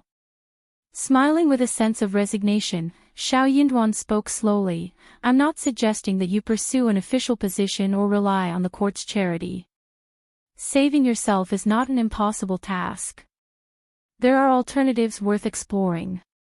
If you find any errors, ads pop up, ads redirect, broken links, non-standard content, etc., please let us know to report so we can fix it as soon as possible. Chapter 1584, Must Satisfy Everyone. Jing Sang stood there, momentarily stunned. The eyes of Wu Guan and Lu Chengming sparkled with hope. Unable to contain his curiosity, Wu Guan inquired, Lord Shao, do you truly have a solution for us? Though Jing Sang opened his mouth, no words escaped. Shao Yunduan grinned. My wife intervened to save those children today, creating a fateful connection between us. Given her compassionate nature, she will undoubtedly address this matter. Elder brother Wu, just be patient. My wife has no affiliations with the court. Possibly, he himself would distance from the capital in the near future. Wu Guan was taken aback. Madam Shao. Indeed, that's correct. Anticipating that Wu Guan's skepticism might lead Shao Yunduan to overthink, Xing Sang interjected with a smile, "Brother Yunduan, let's wait and observe." Shao Yunduan chuckled. "You're right, Brother Zhang. Allow me to propose a toast to the three of you. Cheers." In the intermediary office of the Heavenly Mansion, Lord Qin was fraught with worry after head steward Wen and his nephew were imprisoned. The concern was not about how the case was conducted but rather about its resolution. Achieving satisfaction from all parties was imperative. This proved to be an arduous task. Uncertain if he could devise a solution that would benefit everyone, Lord Qin contemplated staying awake all night to ponder. Unfortunately, he was denied such an opportunity. In the dead of night, a group of shadowy figures infiltrated the Heavenly Mansion's prison. When head steward Wen, berating his nephew, witnessed the leader revealing his true identity, his previously disheartened demeanor instantly transformed. He hastily rose from the ground, exclaiming, "Commander Wei! Commander Wei! Did His Highness send you? What were His Highness' instructions?" Commander Wei responded with a peculiar smile, saying, "If not for His Highness' orders, why would I venture to such a place in the middle of the night, head steward Wen? His Highness has specifically tasked me with escorting you and your nephew away. With His Highness showing such concern for you, head steward Wen can meet his end without regrets." "What?" Head steward Wen collapsed to the ground, too shocked to offer a retort. Hoarsely, he mumbled, "That can't be." Considering the countless tasks he had undertaken for His Highness and the multitude of challenges he had surmounted, head steward Wen was baffled. His loyalty, dedication, and constant worry for His Highness had earned him the position of head steward in the fourth prince's residence. Could His Highness truly forsake him over a trivial matter? Not only forsake him but also seek his life? It seemed inconceivable. When Fu Xin's mind went blank. He was utterly stupefied. Commander Wei sneered with disdain. "If we don't handle this matter decisively, the generals won't be appeased, and General Sun and the second prince won't let it slide easily. Protecting you would erode the general's confidence in His Highness and foster resentment. Head steward Wen, do you believe yourself worthy of that?" Head steward Wen tried to speak. Commander Wei scoffed. "Consider yourself fortunate that His Highness didn't dismember you. If you gracefully end your own life, you might still secure a decent burial. It's your misfortune that you didn't properly discipline your nephew, and you crossed paths with those people today. That's the hand of fate. Just accept it." Had he only clashed with Madame Shao, he might have endured numerous beatings and offered numerous apologies. However, Madame Shao wasn't the only one he had offended. The identity of the person he had antagonized was exceedingly sensitive. If you find any errors, ads pop up, ads redirect, broken links, non-standard content, etc., please let us know to report so we can fix it as soon as possible. Chapter 1585, Suicide. How could head steward Wen fail to grasp the fourth prince's intentions? It became glaringly apparent as Commander Wei spoke, confirming the grim reality. Head steward Wen realized he was truly in dire straits this time. "It's my fault. It's all my fault. I was foolish, utterly foolish." Regret overwhelmed him. Head steward Wen lunged at Wen Fu Xin, unleashing a torrent of furious blows and kicks. His hoarse voice reverberated with anger as he berated him relentlessly. Wen Fu Xin, defenseless against the onslaught, could only cower, clutching his head, and pleading for mercy while addressing him as uncle. He, too, regretted his actions. If he had foreseen this outcome, he wouldn't have been so reckless, venting his frustration on those youngsters. Little did he know that behind those seemingly insignificant youngsters lurked figures more menacing than beggars. Had he been aware, he wouldn't have dared trouble them, not even at the cost of his life. He felt duped by those youths, who, in his opinion, should have kept their mouths shut. The realization of his own folly weighed heavily on Wen Fu Xin. "Commander Wei, amused by the unfolding drama between uncle and nephew, sneered and signaled a few expressionless men in black to step forward. In a swift turn of events, 2 suicides materialized in the prison overnight, appearing to have hanged themselves from the beam, their bodies swaying lifelessly. The following morning, Lord Qin, who had spent the night sleepless with a pounding headache, was met with an even more staggering revelation. Head Steward Wen and his nephew had apparently taken their own lives in the Heavenly Mansion's prison. The shock was so intense that Lord Qin nearly lost his footing. A wave of frustration washed over Lord Qin. He berated himself for his carelessness. The events of the previous night had left him so bewildered that he failed to consider the consequences. Lord Qin couldn't fathom why the Crown Prince would resort to suicide out of fear of punishment. It seemed an unnecessary act. More likely, the 4th Prince had silenced him to prevent disclosure of sensitive information. As head steward of the prince's residence, Head Steward Wen likely held numerous secrets about the 4th Prince, making a swift decision from the prince understandable.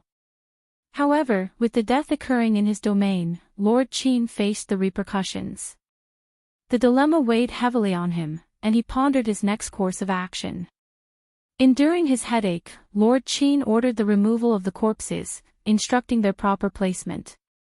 Simultaneously, he summoned 2 grandmasters to strategize. Following the discussion, he dispatched messengers to report to the 4th Prince's residence in the East Palace. Ultimately, Lord Qin personally visited the East Palace to apprise the Crown Prince of the situation and extend his apologies. He acknowledged that had he been more vigilant, the tragedy might have been averted. The Crown Prince sighed, expressing his regret. They possessed some courage, but this extreme step was unnecessary. Nonetheless, if they've chosen this path, there's little we can do to dissuade them. Let's conclude the matter here. Proceed to my 4th brother's residence to discuss closing the case, then inform Officers Shao and General Zhang. Yes, Crown Prince. Your understanding is deeply appreciated. I am truly sorry, Lord Qin replied. The Crown Prince's words established the tone for the situation, providing Lord Qin with some relief. Yet, a sense of bewilderment lingered. Was the Crown Prince's side genuine or feigned? Lord Qin found himself unable to discern the Crown Prince's true sentiments, contemplating the enigma of the higher-ups' thinking. In the end, he sighed in resignation. The Crown Prince remained an enigma, his thoughts unfathomable. If you find any errors, ads pop up, ads redirect, broken links, non-standard content, etc., please let us know to report so we can fix it as soon as possible. Chapter 1586. Too terrifying in truth, the benevolent Crown Prince genuinely held these sentiments, and his emotions were sincere from the depths of his heart. Reflecting on Shao Yunduan's words spoken at the Heavenly Mansion in front of the 4th Prince the previous day, the Crown Prince felt a sudden pang of sympathy for his brother. Simultaneously, he understood that Shao Yunduan likely harbored resentment against him. Recognizing this, he grappled with conflicting emotions. Lord Qin, pushing aside his tangled thoughts, hastened back to the 4th Prince's residence. The 4th Prince conveyed surprise, shock, heartache, and sighs, ultimately expressing a mix of sadness and magnanimity. Despite Head Steward Wen's lack of actual wrongdoing, the prince acknowledged his choice to atone for his perceived sins through punishment. In light of this, the 4th Prince arranged for the residents to handle the funeral proceedings and ensure a proper burial. This move aimed to appease Madame Shao, Lord Shao, and General Zhang. Lord Qin's heart chilled at the turn of events. Struggling to maintain composure, he respectfully bowed and offered praises to the 4th Prince, nearly escaping the residence. The experience was chilling. Although he was the one responsible for the death, the 4th Prince managed to put on a flawless act in front of Madame Shao. The deception was unnerving. With the perpetrator having ostensibly committed suicide, the matter concluded naturally. Qiao Xian and Shao Yunduan, however, remained skeptical of the alleged suicides by the chief steward's uncle and nephew, knowing that the impact and consequences of the incident were substantial.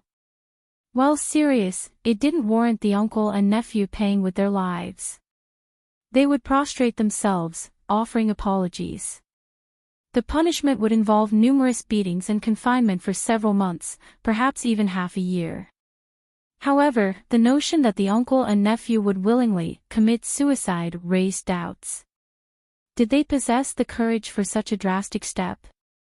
Who else, besides the fourth prince, would have both the motive and capability to orchestrate such an event? The fourth prince is truly ruthless. Qiao Xian exclaimed. Shao Yunduan sneered. He's not the one facing death, so why wouldn't he resort to it? Despite his abilities, he remains a servant. While Shao Yunduan acknowledged the fourth prince's capabilities, he didn't view the situation as a loss. Seizing an opportunity to neutralize a capable servant seemed a pragmatic move. Upon learning of the outcome, Jing Sang and the others maintained silence. Having promised General Sun a visit to the Sun residence, Jing Sang adhered to his commitment. However, General Sun was unexpectedly absent due to urgent matters.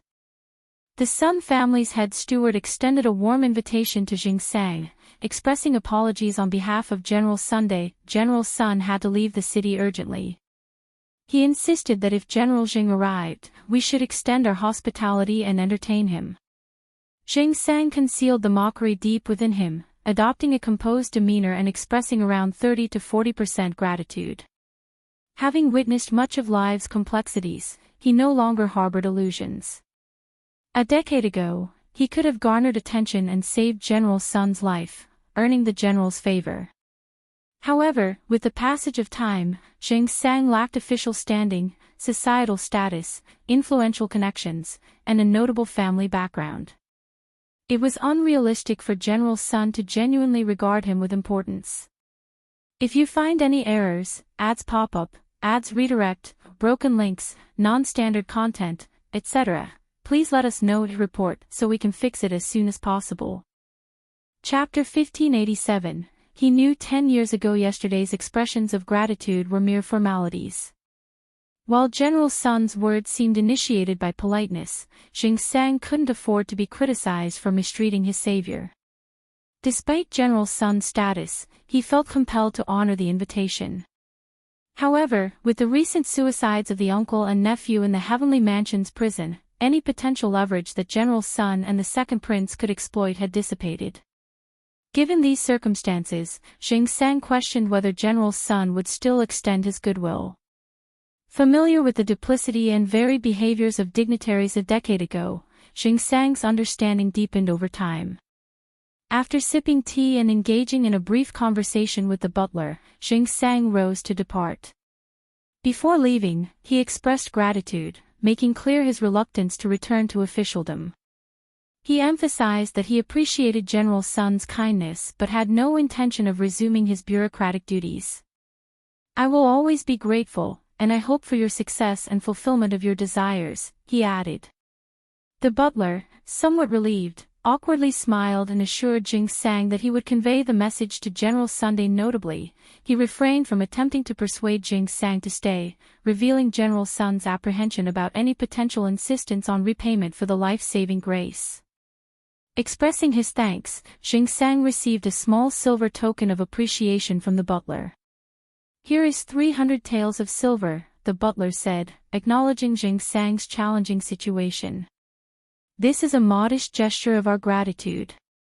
Please accept it, General Jing, and don't feel obliged to decline." Jing Sang had no desire for it whatsoever. A decade ago, he would have steadfastly refused any form of assistance. Now, after a moment's hesitation, he accepted the envelope containing the banknotes. "Thank you, General."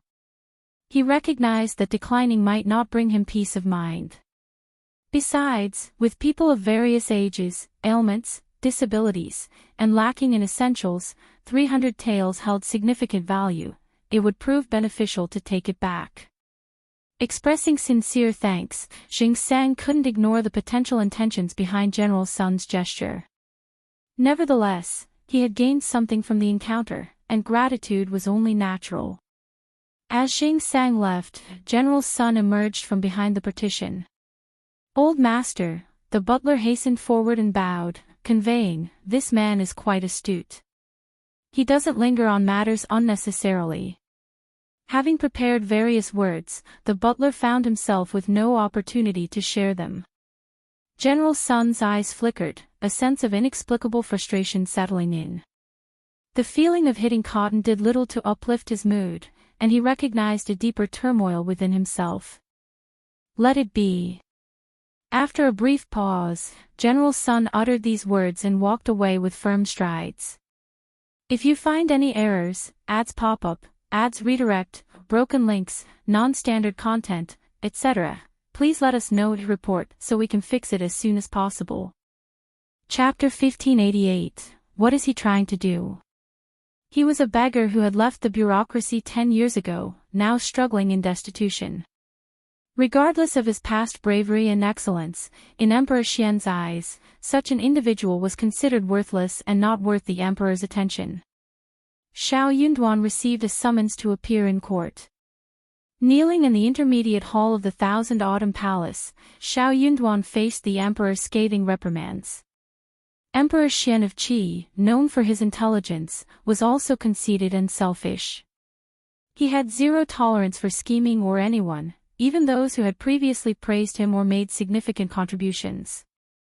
Emperor Xian was well informed about the events at the Heavenly Mansion's government office, including the subsequent developments. His keen mind allowed him to discern Shao Yunduan's involvement in the unfolding events. The emperor's thoughts raced, and it didn't take much for him to deduce Shao Yunduan's role. If Shao Yunduan hadn't colluded with Xing Sang, leading the uncle and nephew into a trap, the situation would not have reached this point. Emperor Xian pondered the motives behind Shao Yunduan's actions. Was he so arrogant and dictatorial as to openly assist the crown prince in eliminating dissidents? Such actions seemed unseemly. Additionally, Xing Sang and his comrades had already received compensation from the imperial court for their service on the battlefield. How they lived afterward was their own responsibility.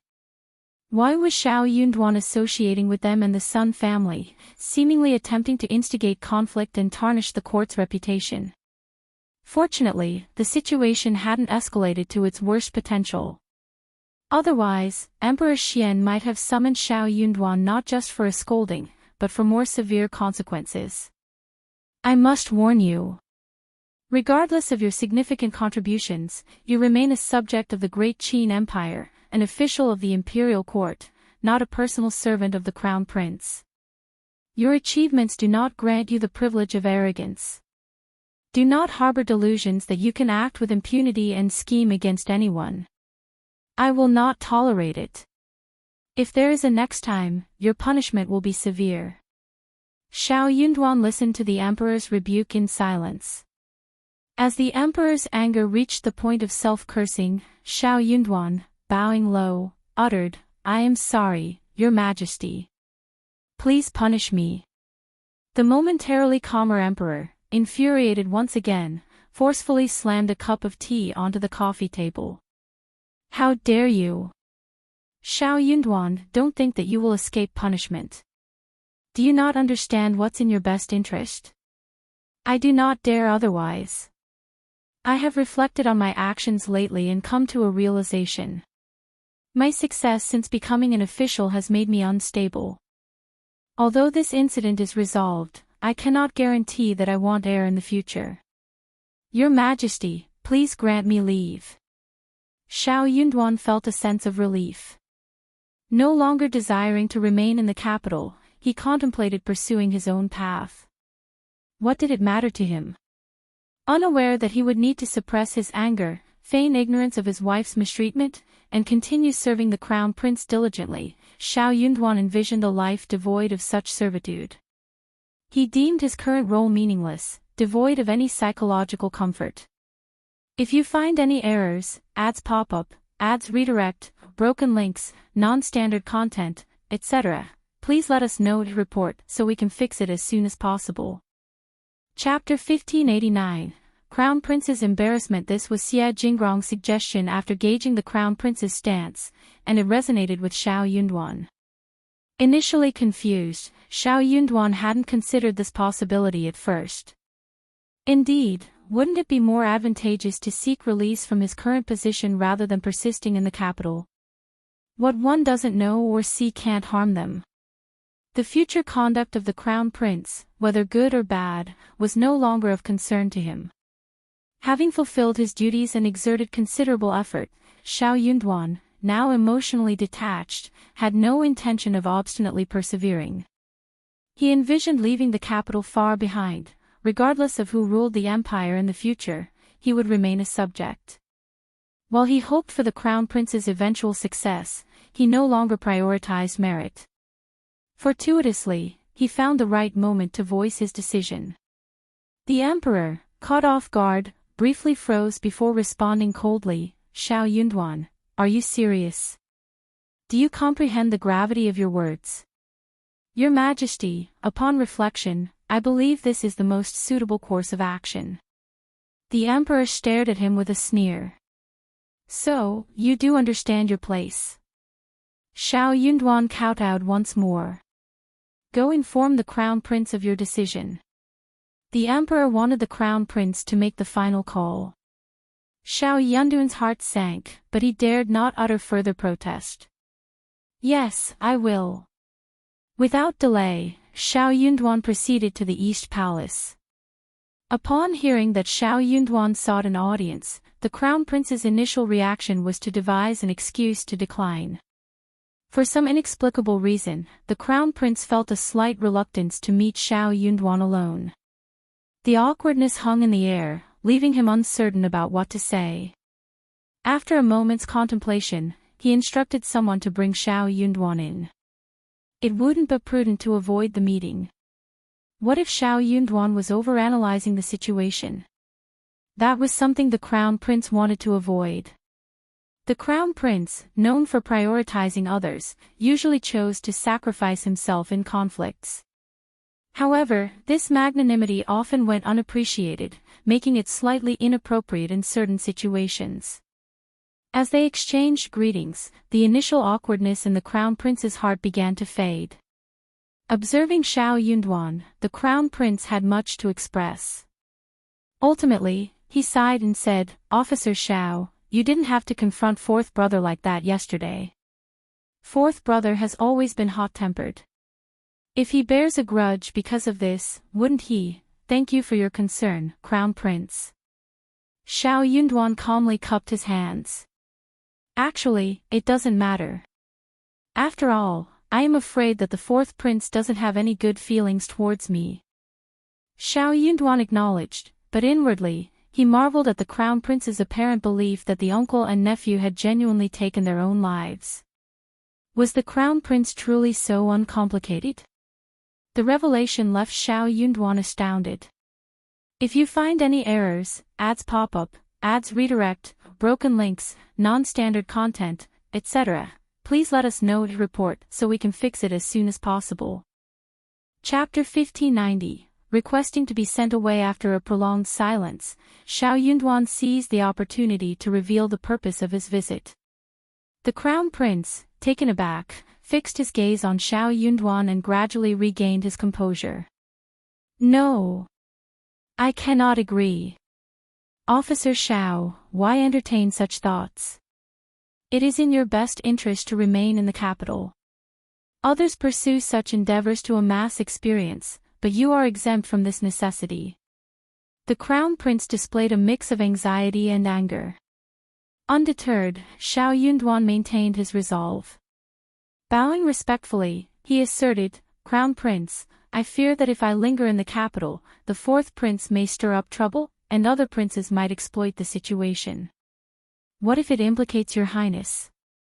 I have contemplated this, and I believe a temporary departure from the capital to lie low would be prudent. Wouldn't it be beneficial for everyone to alleviate tensions?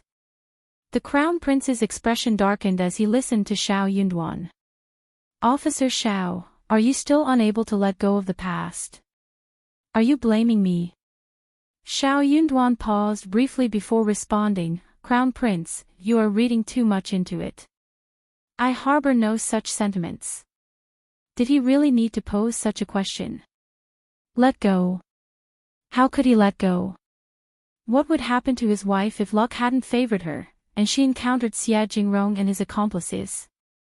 Her survival was due to her own abilities and fortune, but that couldn't serve as an excuse to absolve the fourth prince of any wrongdoing.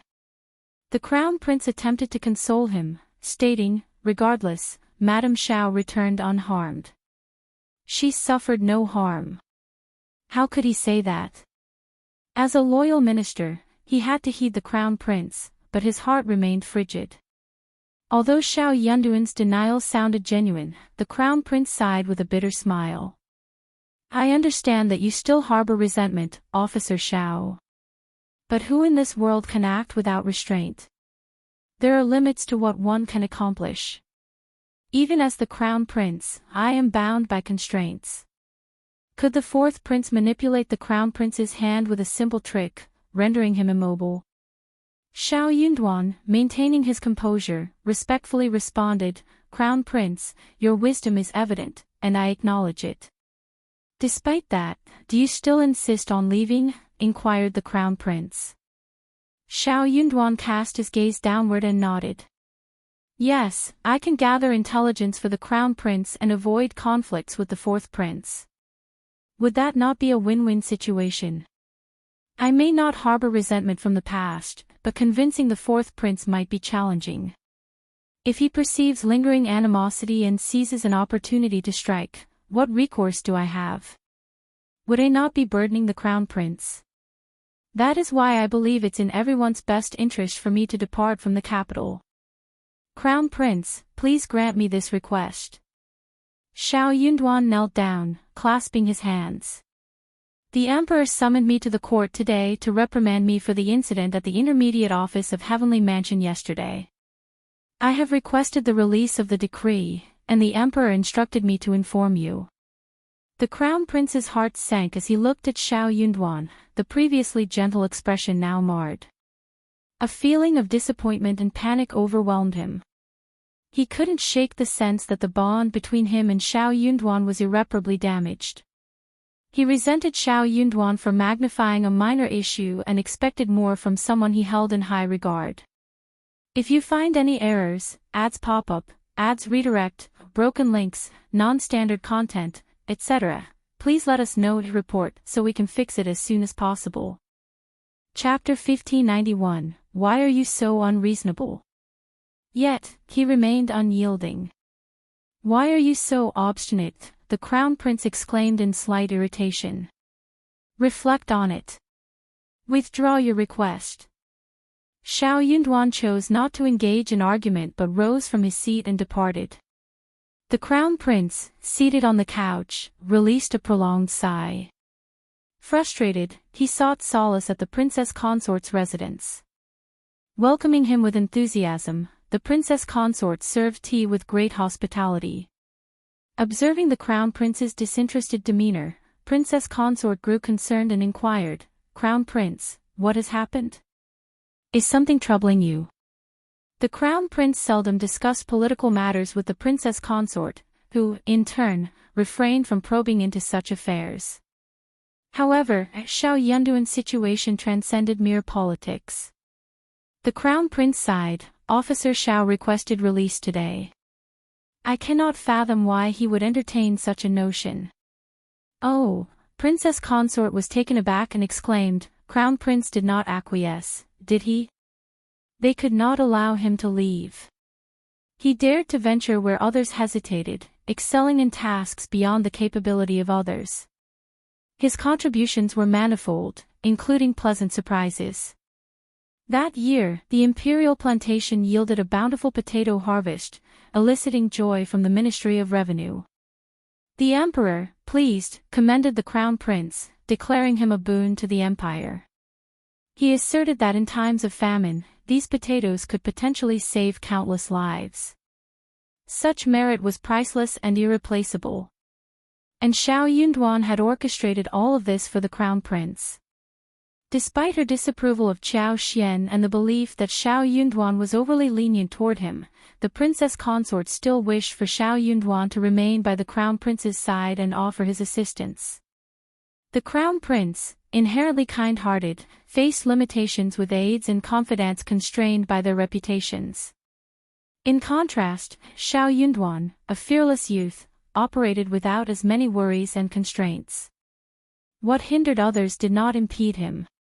The crown prince needed such a fearless ally. Shaking his head with a bitter smile, the crown prince remarked, "I urged him to reconsider, but Officer Shao remains resolute. He won't change his mind." The princess consort expressed displeasure, stating, "As a minister and with the crown prince as the heir, as a scholar and the primus, doesn't he understand the principle of hierarchy? If he's loyal to the crown prince, he shouldn't speak that way." "You misunderstand him." The crown prince hesitated before revealing Shao Yunduan's lingering dissatisfaction with Qiao Xian's kidnapping. Princess consort grew even angrier and felt a twinge of embarrassment. The fourth princess consort had approached her, apologizing and explaining that the fourth prince had saved her grandson's life at the cost of almost losing his own.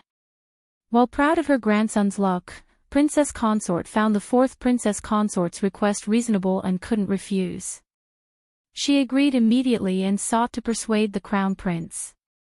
Facing pressure, the crown prince accepted the favor, giving in to princess consort. If Shao Yunduan harbored issues with this matter, it implied princess consort had erred. Naturally, she wasn't pleased. This is even more unjustifiable. "Lord Shao, can't you grasp such a simple principle? Fourth brother saved our grandson, we must reciprocate. Miss Qiao is unharmed, isn't she? What is there to argue about? Is Lord Shao willing to harm us all? That's too much. If you find any errors, ads pop up, ads redirect, broken links, non-standard content, etc., please let us know to report so we can fix it as soon as possible." Chapter 1592, Miss Qiao must have instigated it. If I may speculate, Lord Shao wouldn't act so thoughtlessly towards the crown prince. Perhaps it's Miss Qiao who is influencing him. Maybe Miss Qiao is behind the request for release. It's difficult to say, that could be the case.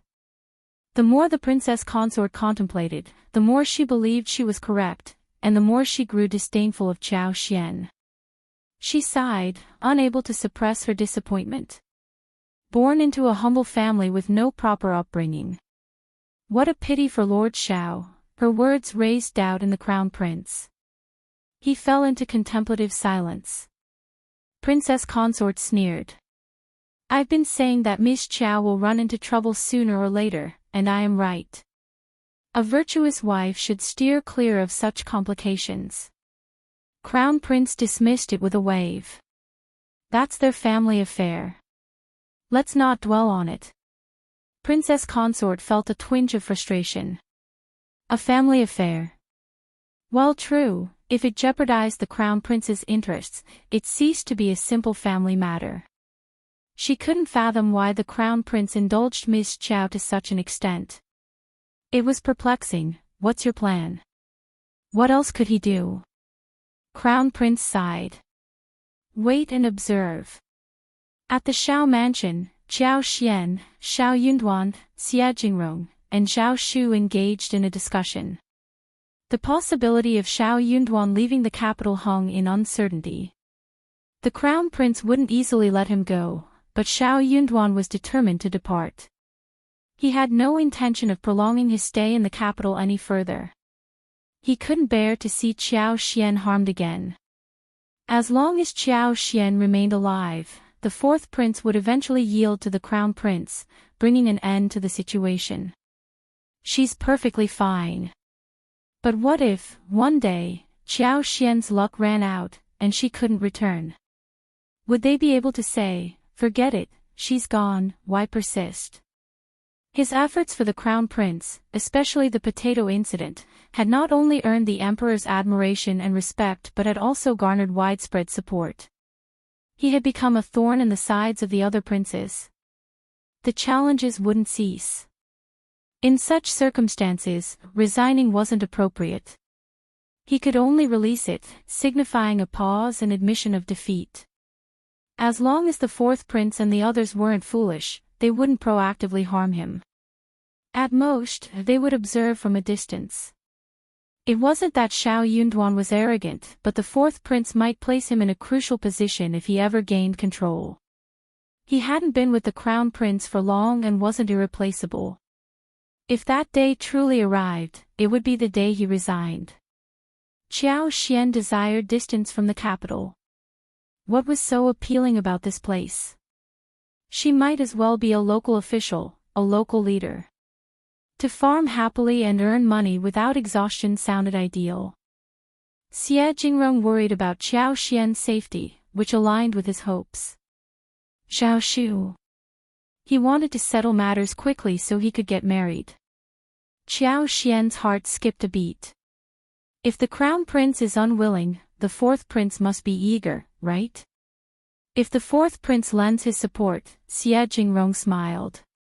That's a solid plan, but we must proceed with caution to ensure that no one discovers our intentions.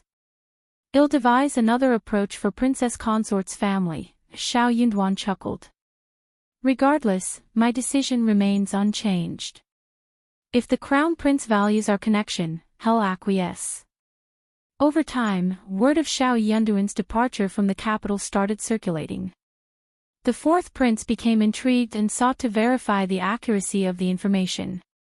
If you find any errors, ads pop up, ads redirect, broken links, non-standard content, etc., please let us know to report so we can fix it as soon as possible.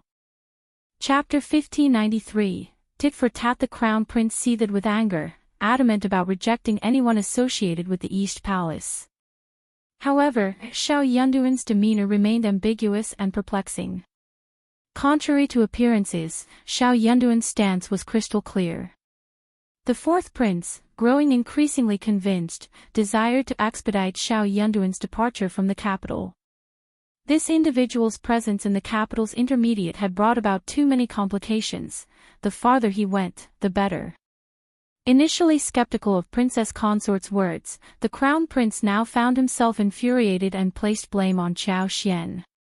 Summoned to the East Palace, Qiao Xian received a severe reprimand from Princess Consort. The intention was to urge her to adopt a generous and virtuous attitude, to not harbor selfish resentments. What more could she gain by ruining her husband's career?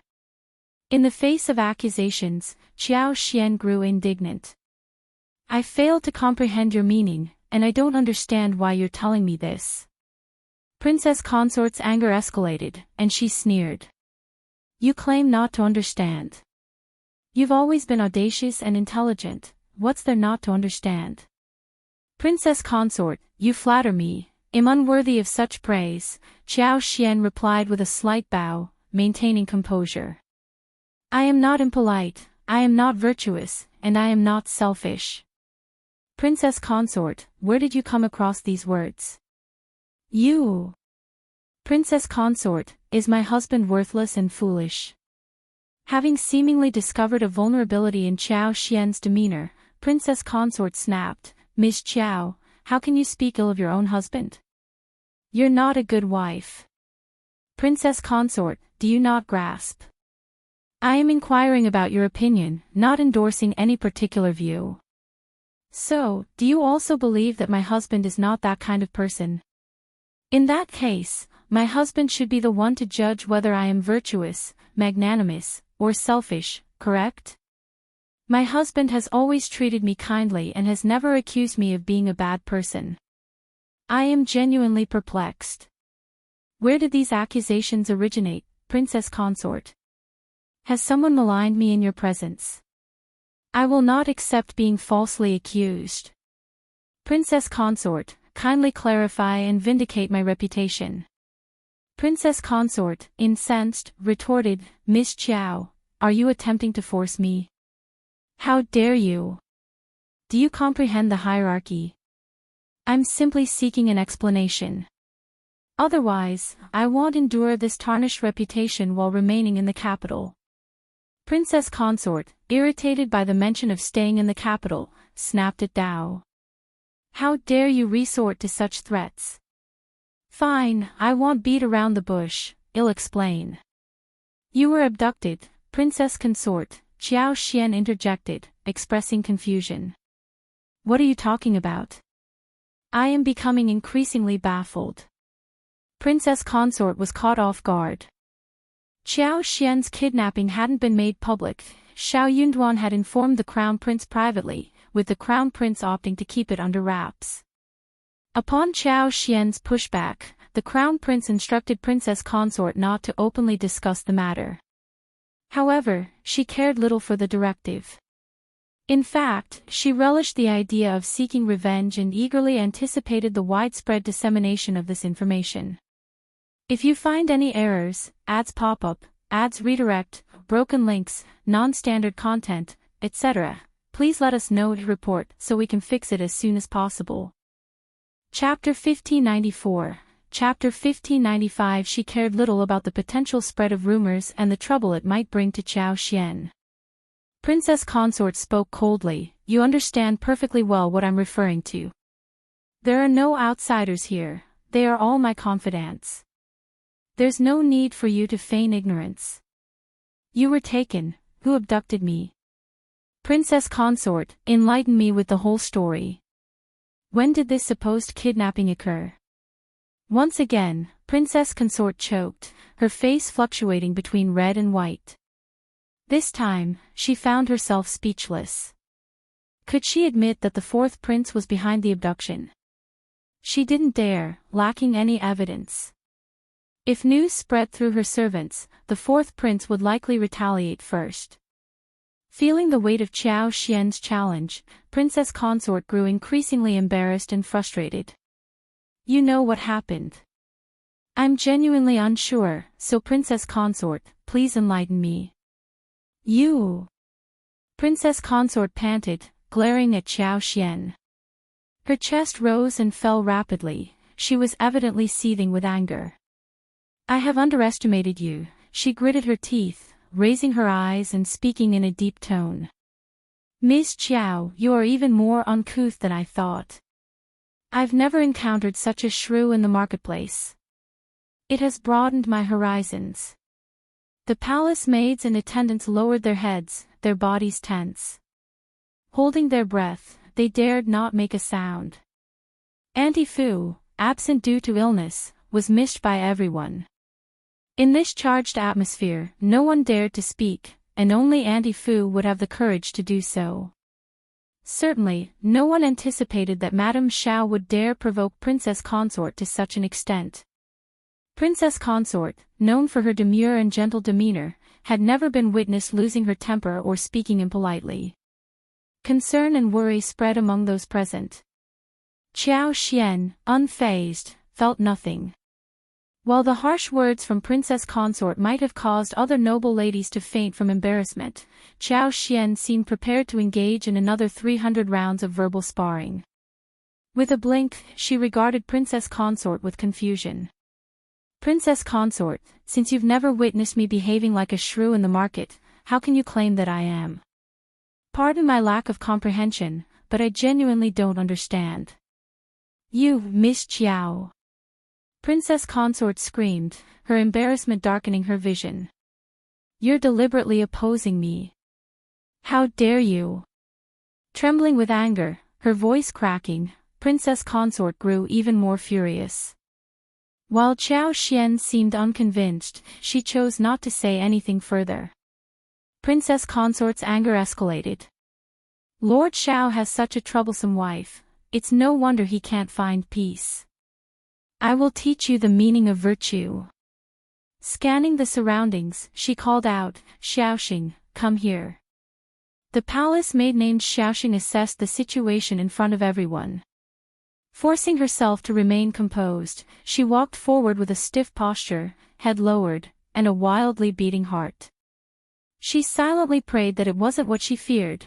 Princess Consort addressed Qiao Xian coldly, Xiaoxing is my favorite attendant, gentle, quiet, talented, and knowledgeable in music, chess, calligraphy, and painting. Take her home and let her serve Lord Shao from now on. Let's see how a woman should conduct herself. Zhao face paled, and fear welled up in her eyes. She didn't want to go. Madame Shao would never forgive her. If you find any errors, ads pop up, ads redirect, broken links, non-standard content, etc., please let us know to report so we can fix it as soon as possible. Chapter 1595. Not a word is allowed to be spread. Qiao Xian, infuriated, burst into laughter. Why were these women so keen on meddling in others' affairs? It seemed they resented Shao Yunduan because he didn't have concubines like their own husbands did. To appease their insecurities, they sought to find a match for Shao Yunduan. Qiao Xian retorted, I'm a jealous woman, so I cannot comply with your request. Princess Consort, why not send her to my husband and see if he accepts her? Princess Consort widened her eyes. How dare you refuse me? I am jealous, Princess Consort. Zhao legs turned to jelly. Plop. She knelt down, unable to stand any longer.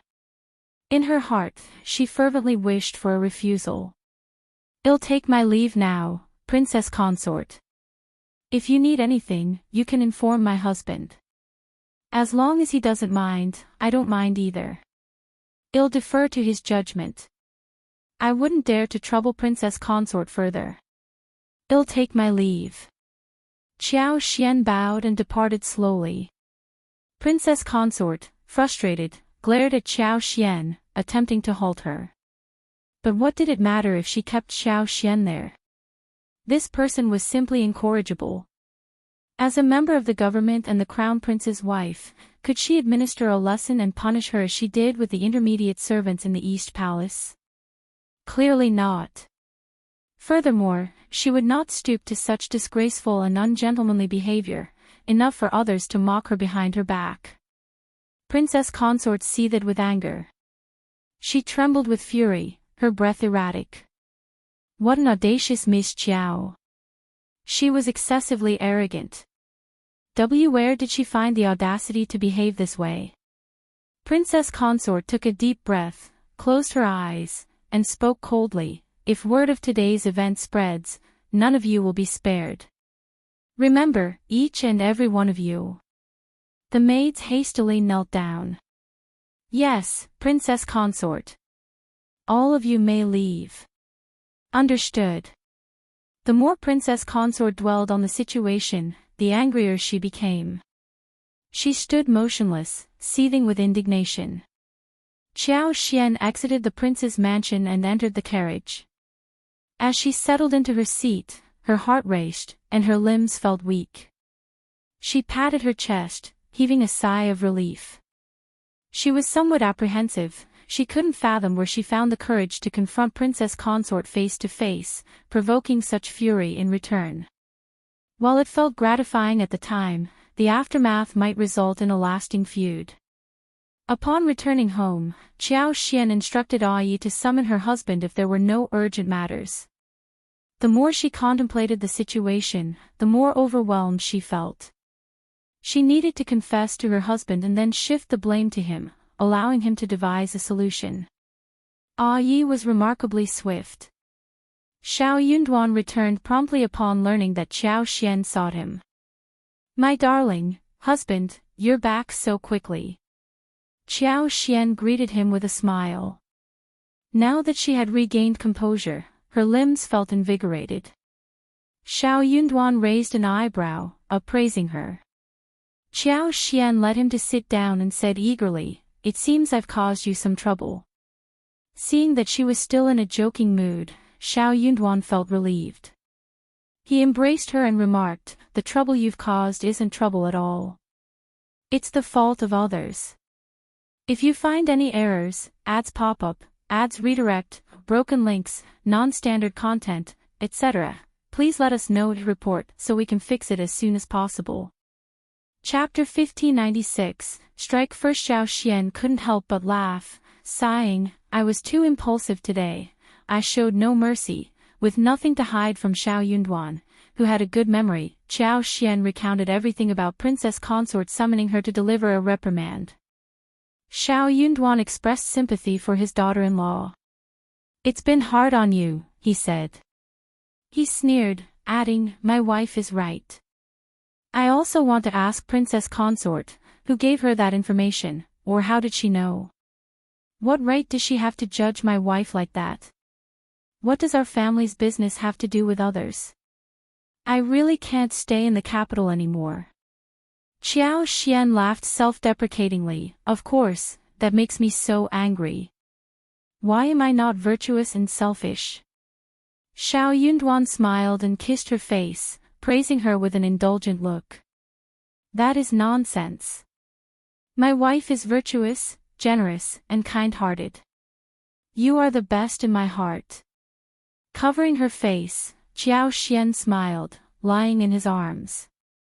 Shao Yunduan felt sorry for her but also worried she might get scared, so he kept her company and provided comfort. They laughed for a while, and Shao Yunduan was relieved when he saw that his wife was fine. Thinking about what she had told him, he couldn't help but feel angry again. "Oh yes." Qiao Xian suddenly remembered something and said, "Princess Consort is going to complain to the Crown Prince. I have seen through her, and God knows how much she will twist the truth. It will be bad if the Crown Prince believes what she says and causes some misunderstanding. Why don't you go to the Crown Prince?" At the very least, he had to make the first move. That was why Qiao Xian asked someone to bring Shao Yunduan home. It was true that they were planning to leave the capital, and it was also true that they were disappointed in the Crown Prince. However, it did not mean that they were going to fall out with each other. "Everything I said is the truth. Of course, I believe you, you are not that kind of person." Shao Yunduan smiled and squeezed Qiao Xian's hands. "Don't worry, Princess Consort will not expose us." Qiao Xian was startled. "Why?" He explained, "I don't believe she will. Think about it, Princess Consort has always been a dignified and virtuous woman who values her reputation. She will undoubtedly be angry with you, but complaining to the Crown Prince would make her seem useless and shameless. So, she won't do it. Not only will she refrain from complaining, but she will also instruct the servants around her to remain silent." Qiao Xian was left speechless. "Oh, I understand a little now. Aren't they tired of living like this?" Sigh. Shao Yunduan laughed. "That is their own choice, don't learn from them. I hope that no matter what happens, you will confide in me." Qiao Xian chuckled. "Don't worry, I am very good at that." They exchanged smiles. Shao Yunduan said, "Just pretend that you have never told me about this." "Okay." Qiao Xian pondered for a moment and said, "I am scared and regretful about such a disgraceful thing. Of course, I don't dare to say it, and I wish it had never happened." Shao Yunduan stifled a laugh and nodded seriously. "Exactly. If you find any errors, ads pop up, ads redirect, broken links, non-standard content, etc., please let us know to report so we can fix it as soon as possible." Chapter 1597. Complaint. Shao Yunduan gently caressed her face and spoke with sympathy. "My poor wife, you must be frightened and filled with regret. You must be going through a terrible time." Qiao Xian couldn't help but chuckle within the warmth of his embrace. As anticipated, the princess consort refrained from airing her grievances to the crown prince. Despite her anger, she composed herself, presenting a dignified and virtuous facade when she encountered the princess consort again. Though she refrained from vocal complaints, hints of her discontent still slipped through. I attempted to console her, hoping that Miss Qiao would influence Lord Shao upon returning home. Lord Shao values her opinion, but Miss Qiao appears reluctant and uncooperative. I'm concerned that I'm at a loss. I can't decipher her thoughts. I've asked her numerous questions, but she seems unwilling to share anything. Crown Prince, Miss Qiao seems to harbor animosity towards me and the East Palace. but Lord Shao places his trust in her. With her by his side, I fear, the Crown Prince frowned, grappling with conflicting thoughts. If not for Qiao Xian's covert financial assistance, he would have sought Princess Consort's aid to exert pressure on Qiao Xian. In the end, it's not ideal for Lord Shao to be without allies. If you were to inquire, Lord Shao might not refuse. All right, no need to concern yourself with that, the Crown Prince interjected, cutting off Princess Consort. Hadn't he mentioned it jokingly? Fortunately, he only voiced it half seriously. Even if refused, it wouldn't be overly awkward. Once was sufficient. Hey, race the plan, tomorrow, send some pastries to the Shao mansion and deliver them to Miss Qiao. Have someone engage her in conversation, persuade her. She might not voice her concerns in your presence, but it could be more effective coming from the servants and maids. Princess Consort seethed with annoyance. She was tempted to flatly reject him. Today, Miss Qiao exhibited no mercy and left in a haughty manner. Yet, in the end, Princess Consort dispatched someone to deliver pastries to Miss Qiao the next day as a gesture of consolation and an attempt to coax her into a civil conversation. Miss Qiao would likely revel in the notion that she was receiving an apology. The situation was undeniably exasperating. Even the Empress, noble consort, and troublesome sisters-in-law in the palace had never subjected her to such humiliation. But compelled by the Crown Prince's statement, she found no grounds to refuse. Yes, Crown Prince, I understand. Through gritted teeth and considerable frustration, Princess Consort managed to force these words out in a tone that resonated across the entire area. While Qiao Xian had initially intended to visit Lu Fu, Qing Lian, and Qiao Qiao the next day, Princess Consort had preemptively sent someone. Upon their arrival, Auntie Liang and the two maids were welcomed, expressing gratitude for the 2 boxes of snacks. Qiao Xian couldn't decipher Princess Consort's intentions. One thing remained certain, her husband's intuition was correct. Princess Consort refrained from escalating the situation. Had she intended to do so, today's envoy would not have delivered snacks but demanded an apology. Expecting Auntie Liang to depart after offering snacks, Qiao Xian was surprised when she revealed that Princess Consort desired a private conversation. Instructing Li Xia and Li Qiao to stand guard at the door, the 2 accompanying maids awaited outside the parlor. As a witness to the events of the previous day and Princess Consort's confidant, Auntie Liang did not extend a warm welcome to Qiao Xian. If you find any errors, ads pop up, ads redirect, broken links, non-standard content, etc., please let us know to report so we can fix it as soon as possible. Chapter 1598, Mrs. Shao is reasoning. The situation remained unchanged. Pride emanated unabated, and her words lacked any semblance of courtesy. Princess Consort seemed to be seething with anger from the previous day, as evidenced by Auntie Liang's unapologetic revelation.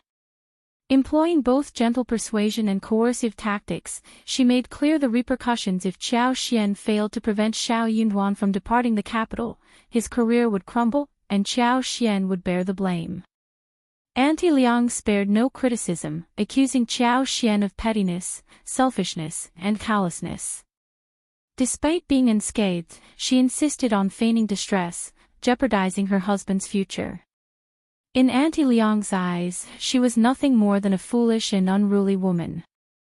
Infuriated by these words, Qiao Xian scoffed, retorting, "My well-being is a result of my own capabilities, not someone else's mercy. Why shouldn't I prioritize myself? While my life may not hold the same value as Princess Consort's own grandson, I still value it." Auntie Liang's response was icy. "You should refrain from discussing such matters in front of your superiors." Madame Shao has resided in the capital long enough to grasp this basic principle. Despite her shorter tenure in the capital, Qiao Xian shot back, "I've heard of the principle that a prince and a commoner face equal consequences. Have you not? Your emphasis on seniority doesn't grant the authority to take another's life. Dare you assert that publicly, Auntie Liang? Why bother with the Ministry of Justice, Great Justice Temple, and the heavenly mansion. If superiority is the only measure, disputes could be resolved by determining who is more eminent. Auntie Liang erupted, "Madam Shao, you are being unreasonable." Dismissing her with disdain, Qiao Xian retorted, "I stand on the right side of reason. What about you? Besides hounding me, what else do you comprehend?" Auntie Liang trembled in response. Qiao Xian exuded an air of arrogance. She raised the corner of her eyes, narrowing them at Auntie Liang. "Auntie Liang, do you have anything else to say? If not, please leave." "No. Even if I did, explaining it to Madame Shao would be futile." Auntie Liang sneered, locking eyes with Qiao Xian. "I will report everything you said to Princess Consort." Qiao Xian nodded, unwavering. "Then, Auntie Liang, you must keep your promise." Auntie Liang found herself at a loss for words. Too arrogant. Unbearably arrogant.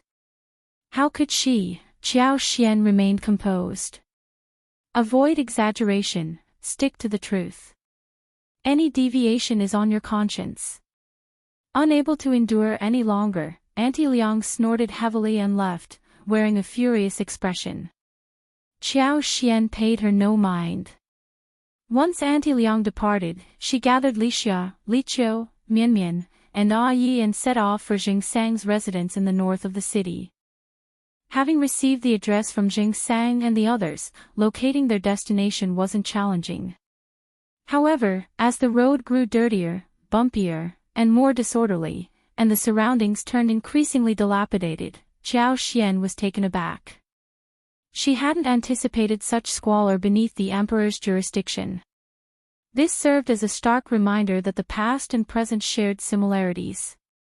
Regardless of a city's development and prosperity, impoverished individuals persisted in the lower classes, and the areas where they congregated often went overlooked. Not only was the locale unkempt and chaotic, but the roads were also in terrible condition, resembling a maze. Ramshackle, short shanties dotted the landscape, highlighting the stark disparity within the city. If you find any errors, ads pop up, ads redirect, broken links, non-standard content, etc., please let us know to report so we can fix it as soon as possible.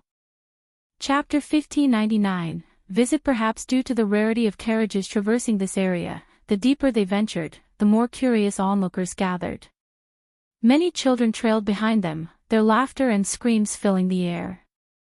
After navigating through a labyrinthine small alley, Ah Yi guided the carriage past two sizable puddles, ultimately halting in front of a large, run-down courtyard. Two robust locust trees stood outside the courtyard, their trunks resembling a tight embrace. The red bricks, half the height of a person, formed a dilapidated wall. Moss clung to the base, and the outer surface exhibited mottled patterns, revealing a grayish-white decay. Wind and rain had eroded the original courtyard doors, now reduced to shambles. Though patched up, the wooden boards looked even more weathered, emphasizing the overall dilapidation. Approaching, Li Xia gently knocked on the door. It creaked open slightly. Surprised, she called inside, "Is anyone here? Does Mr. Zheng Sang reside in this place?" A stir echoed within the yard. Soon, an elderly woman cautiously opened the door, scrutinizing Li Xia with cloudy eyes.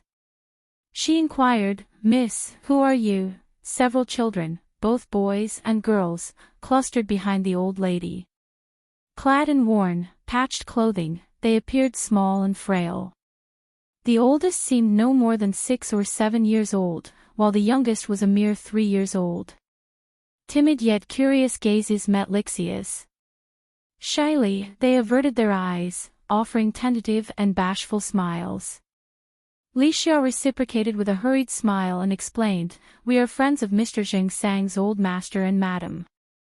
We had agreed to visit Mr. Zheng 2 days ago. Is he at home?" The old lady exclaimed, "Oh." Then, with a smile, she said, "You're little Zheng's friend. Come in, come in. Yan, Jing, come back with Uncle Zheng, the two children nodded and scurried away. Several more elderly men emerged from the house, inquiring about the purpose of their visit. Qiao Xian extended a warm greeting, a smile lighting up her face as she entered with Li Xia and Yi. Initially a bit apprehensive, the elderly men quickly eased their nerves in the presence of Qiao Xian's amiable demeanor and gentle tone. They graciously invited her to take a seat in the room. The courtyard, initially spacious, now teemed with structures. Besides the mud houses, there were wooden buildings with thatched roofs, exhibiting signs of age and decay. Despite the limited space, the small area accommodated various crops like garlic sprouts, green onions, and coriander. Understandably, with over 70 people residing here, the crowded conditions necessitated such construction. We don't have much here, and the place is a bit messy. Madam Shao, please forgive us, one of the elders apologized. It's absolutely fine, don't worry. You're very welcome. Qiao Xian reassured them. Having anticipated the sizable group, Qiao Xian had brought ample food supplies. The 3 baskets unloaded from the wagon were brimming with pork, mutton, eggs, carrots, cabbages, winter melons, tofu, dried beans, dried mushrooms, various snacks, fresh apples, pears, dates, and more. Additionally, 10 live chickens and 30 caddies of rice and noodles rounded out the provisions. Expressing profound gratitude, the elders conveyed their thanks, while the children's eyes sparkled with desire as they gazed at the array of offerings. Qiao Xian, maintaining her warm demeanor, instructed Mian to open a packet of peanuts and sesame candy for everyone to enjoy. If you find any errors, ads pop up, ads redirect, broken links, non-standard content, etc., please let us know to report so we can fix it as soon as possible. Chapter 1600, Proposal. The children hesitated, glancing at the elders for approval. Amused, the elders encouraged them, go on, take it. Thank Madam Shao. Only then did the children break into cheers, expressing their gratitude softly. Zheng Sang and his brothers, who happened to be at a warehouse a few streets away transporting goods, quickly delegated their tasks to rush back upon hearing the news. Despite a prompt return, it took more than half an hour for them to reach their residence. Madam Shao. Zheng Sang, having washed up and changed his clothes, entered the hall with an apologetic expression. I'm sorry. I had no idea you were coming today. Qiao Xian reassured him with a smile, I understand that you're busy. Waiting a bit longer is no trouble at all. Brother Zheng, you're very welcome. Zheng Sang smiled and proceeded to introduce Qiao Xian to the elders. Aware that Qiao Xian was the same Ms. Qiao who had assisted their children a few days ago, the elders expressed their gratitude with smiles. After a brief exchange of pleasantries, it became evident that Zheng Sang had matters to discuss with Qiao Xian, prompting everyone else to take their leave. Madam Shao, thank you so much. Assuming Qiao Xian and Shao Yunduan's visit was merely a formality, Zheng Sang was pleasantly surprised by Qiao Xian's presence and the generous offerings she brought. Qiao Xian smiled, surveying the room, and addressed Zheng Sang straightforwardly, I can see that you're a straightforward man, so I won't beat around the bush. It must be challenging for you to lead such a large family. Zheng Sang wore a bitter smile. Among the group were the disabled, the sick, the elderly, the young, the frail, the women, and the children, all already burdened with hardships. With no family background to support them, their sorrow was palpable. Since our paths have crossed, I have an offer for you. Would you be open to considering it? Had it been General Sun or the Crown Prince, Zheng Sang would have promptly declined. However, contemplating Qiao Xian's proposal, he hesitated before responding, please, go on. Having witnessed Qiao Xian's compassion and equality in their treatment, particularly towards the rescued children, Zheng Sang sensed a genuine sincerity. Qiao Xian smiled, elaborating, we own a farm in Cloudwater Town with over 200 mu, and I am planning to acquire several hundred more mu. The land requires cultivation and care. If Brother Zheng is willing, why not join us? For us, matters of public and private concern are private. We'll provide you with housing, accommodation, farming tools, employ you for cultivation under a contract, and ensure monthly remuneration. Additionally, we'll allocate 3 mu of land for your personal kitchen garden. You can grow a variety of vegetables for personal consumption. If there are leftovers, you can even raise chickens and ducks. What do you think? If you're interested, we can discuss the details later. Zheng Sang chuckled, surprised that Madame Shao, as an official's wife, possessed such practicality and knowledge of raising chickens and ducks. Nevertheless, he couldn't deny the appeal of the offer. Temptation tugged at him. If you find any errors, ads pop up, ads redirect, broken links, non-standard content, etc., please let us know to report so we can fix it as soon as possible. Chapter 1601. Tempted. Despite receiving 300 taels of silver from General Sun and 200 taels each from the Crown Prince's and the 4th Prince's residences, they had used a substantial portion to procure medicines for their tortured brothers. The expenses included high-quality ginseng and Ganoderma lucidum, totaling over 100 taels. Remaining cautious, they refrained from touching the remaining silver, preserving it for future herbal remedies and the upcoming winter. Their lack of business knowledge deterred them from taking financial risks. Madame Shao's proposal offered a long-term solution, providing not just a place to settle down but also stable employment. Furthermore, the promise of 3 mu of land for vegetable cultivation and raising chickens and ducks was particularly enticing. Aunt Zhang and Aunt Lu, who had always harbored dreams of poultry farming, now saw an opportunity to realize their aspirations. To be honest, your suggestion is truly tempting. Are there any specific requirements? Zheng Sang inquired. Qiao Xian, smiling at the chance to help, responded, I have no special requirements.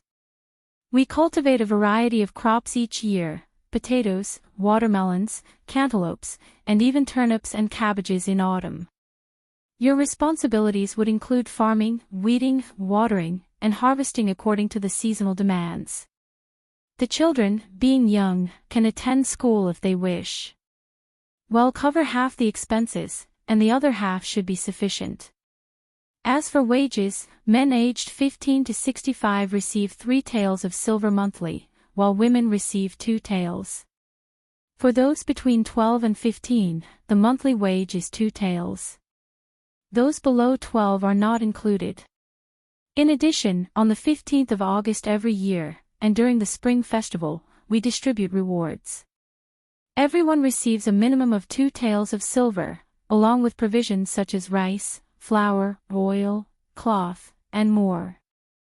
Every year, 2 sets of clothing, shoes, and socks for both spring and winter are also provided. This arrangement applies to everyone aged 12 to 65. Qiao Xian, however, did not extend these benefits to younger children and senile old men. It wasn't a matter of affordability, but rather an understanding that excessive generosity might not evoke gratitude but instead breed greed. It would also foster dissatisfaction among those who put in the effort to earn their wages. Not everyone might harbor such feelings, but the majority likely would. Qiao Xian held the belief that individuals like Zheng Sang and Lu Fu were good-hearted, yet she acknowledged the potential for less virtuous thoughts among them. With the offered conditions, Qiao Xian believed that as long as those capable of working exerted themselves, it would suffice to support others. Zheng Sang found the proposal increasingly tempting. He saw nothing amiss with Qiao Xian's arrangement, on the contrary, he deemed it highly reasonable. Recognizing that Qiao Xian owed them nothing and had extended a rare opportunity, he was more than willing to consider it. Your terms are already very generous, much better than our current situation. Zheng Sang expressed gratitude with a smile and a sigh. I thank you, sister-in-law. I'll discuss it with everyone tonight. Is Brother Yunduan at home tomorrow?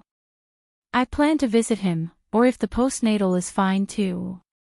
Qiao Xian, pleased with Jing Sang's positive response, felt reassured. If he found the proposal favorable, the others would likely share the sentiment. It was genuinely a beneficial offer. All right, I'll eagerly await the good news from you, Brother Zhang. Why don't we meet tomorrow? In fact, our manor was initially looking to hire workers. It's not a special arrangement for you, Brother Zhang. Please don't overthink it, Qiao Xian suggested with a warm smile. If you find any errors, ads pop up, ads redirect, broken links, non-standard content, etc., please let us know and report so we can fix it as soon as possible. Chapter 1602. Promise. Jing Sang expressed his gratitude with a grateful smile and a nod. Regardless, I must thank you, sister-in-law. As Qiao Xian took her leave, several elderly individuals and children gathered around her. Jing Sang, wearing a smile, remarked, "This is a positive development. Let's discuss it further tonight." For now, he chose to keep his words concise. Verbal explanations could be easily misconstrued, and it would prove challenging to clarify later on. It seemed prudent to wait until everyone had spoken their minds. Being trusted by everyone, Jing Sang's affirmation carried weight. The anticipation among the group was palpable, especially among those like Wu Guan, Lu Changming, Lu Fu, and Qing Lian who had faith in Qiao Xian and Shao Yunduan. The positive impression of Qiao Xian further solidified as the elders and children interacted with her. In the evening, as those who had made up their minds gathered in the courtyard, the children huddled together eagerly awaiting the news. Jing Sang conveyed the details of Qiao Xian's proposal. As expected, the atmosphere became joyous upon hearing the news. Wu Guan, Lu Changming, Lu Fu, and Qing Lian, staunch supporters of Qiao Xian and Shao Yunduan, spoke in favor. Importantly, the current living conditions, grim and oppressive, fueled the collective desire for change. While the mutual support of the community provided solace, the daily struggle left them yearning for something more. Now, presented with a potential path to hope, the temptation was undeniable. Despite the challenges, it seemed no worse than their current situation. The prospect of improvement was too enticing to ignore. Wu Guan and the others, familiar with Shao Yunduan and Qiao Xian, grew anxious, fearing that someone might miss the opportunity to visit the Shao mansion. They urged Jing Sang to make the visit the following morning. Brother Yunduan and sister-in-law won't deceive us. There's no need for that. They are being kind. We just have to work hard and not let them down. That's right. This is a rare opportunity. If we miss it, I'm afraid it won't come again. Auntie Qiao is so gentle and good. I hope to see her often in the future. Brother Zheng, you must agree. This is good for all of us. Jing Sang, already enticed by the idea, observed everyone sharing the same positive opinion. He nodded with a smile, saying, "In that case, I'll go over and inform them tomorrow. If we can settle it, we'll do so as soon as possible." That is great. All right, all right. Cheers erupted, resonating like the joy of the new year. Witnessing the collective happiness, Jing Sang felt a sense of relief, as if a heavy burden had been lifted from his shoulders. He couldn't help but laugh. Early the next morning, Jing Sang, accompanied by Wu Guan and Lu Changming, visited the Shao residence. Although Qing Lian and Qiao Qiao expressed their desire to go, and other children wanted to join, Jing Sang decided to go alone. Having informed Shao Yunduan about the matter the previous day, Shao Yunduan had taken a day off. In the morning, Jing Sang and the others arrived to convey their gratitude and acceptance of Shao Yunduan's goodwill. Qiao Xian, brimming with smiles, and the couple began discussing the details. Observing Lu Fu and Qing Lian, Qiao Xian noted that Jing Sang had instilled good values in the children. The youngsters, despite their worn clothes, had made an effort to appear tidy. Living in the dilapidated slums, their efforts to maintain cleanliness and order in the crowded courtyard did not go unnoticed. If you find any errors, ads pop up, ads redirect, broken links, non-standard content, etc., please let us know to report so we can fix it as soon as possible. Chapter 1603, Coercion. They were grappling with poverty and despair, yet they faced the world with smiles and kindness. Qiao Xian observed no signs of extreme bitterness, hatred, cynicism, cunningness, or deceit in them. These individuals carried their own stories and had reached this point due to helplessness. The innocent eyes and pure hearts of the children moved Qiao Xian deeply. While she couldn't be their savior, she could extend help to those destined for it. Rather than merely providing financial support to 70 to 80 people, Qiao Xian believed in the principle of teaching them to fish, not just giving them fish. Recognizing that the manor needed additional manpower, Qiao Xian saw an opportunity to arrange for them to work there. Trusting Jing Sang, she considered him capable of overseeing the manor in their absence. As for Songshi, leaving with them was a natural course of action. Qiao Xian had limited personnel under her, and they were essential. During their discussions, Qiao Xian involved Songshi and Qing Yan in the decision-making process. Given the shortage of housing in the manor, Song's insights into suitable locations proved invaluable. After an entire morning of discussions and scheduling an appointment with Songshi to bring the group to the manor the next day, Jing Sang and the others departed. Further details would be ironed out between Songshi and Jing Sang, with those still undecided communicating their expenditures to Qiao Xian. Shao Yunduan requested that Qiao Xian refrain from going out for the next few days. Gradually, whispers of gossip circulated from the outside. Allegedly, due to Lord Shao's desire for release, Princess Consort sent Madame Shao to the prince's mansion, reprimanding her for not being virtuous enough to care for her husband. The insinuation was that Lord Shao's thoughts wouldn't have strayed if Madame Shao had been more attentive, leading to accusations of jealousy and disrespect. In summary, Madame Shao faced severe scolding from Princess Consort, leaving her trembling and pale as she exited the mansion. Upon hearing the rumors, the recovered Auntie Fu reported to Princess Consort. Startled by the news, Princess Consort's initial concern was whether some maids had leaked the information. Consequently, she summoned all the maids and interrogated them. Frightened, the maids knelt and begged for mercy, vehemently swearing not to utter a word to anyone. Princess Consort, known for her strictness with the Crown Prince and other noble ladies, had left everyone too terrified to speak when Madame Shao had angered her. Her resolve not to let Madame Shao off was unwavering. Boldly reminding Princess Consort, Auntie Liang voiced her concerns. Princess Consort, we don't have the courage to do that, but it's hard to predict what Madame Shao might do. Others, finding someone to shift blame to, echoed this sentiment. Princess Consort frowned, contemplating the situation. It hadn't occurred to her before that Madame Shao might not keep this incident a secret. In her perspective, Qiao Xian would want to keep the matter private. Why would she disclose it to anyone? Wouldn't she feel embarrassed to publicize it? Auntie Fu sighed inwardly, gently attempting to persuade Princess Consort. Princess Consort, Auntie Liang has been your loyal servant for many years and would never dare to defy you. However, in this world, keeping secrets between two people is challenging. Perhaps Madame Shao's maid might unintentionally say something. If you find any errors, ads pop up, ads redirect, broken links, non-standard content, etc., please let us know to report so we can fix it as soon as possible. Chapter 1604, Anger. Princess Consort nodded slowly, acknowledging the possibility. It made sense to her that the leak might have come from within Madame Shao's household. With a sneer, she commented, Miss Qiao is so incompetent that she can't even manage her maids. Auntie Fu sighed internally, wondering why Princess Consort was fixating on this matter. Princess Consort, if it's a misunderstanding, why not ask them to leave?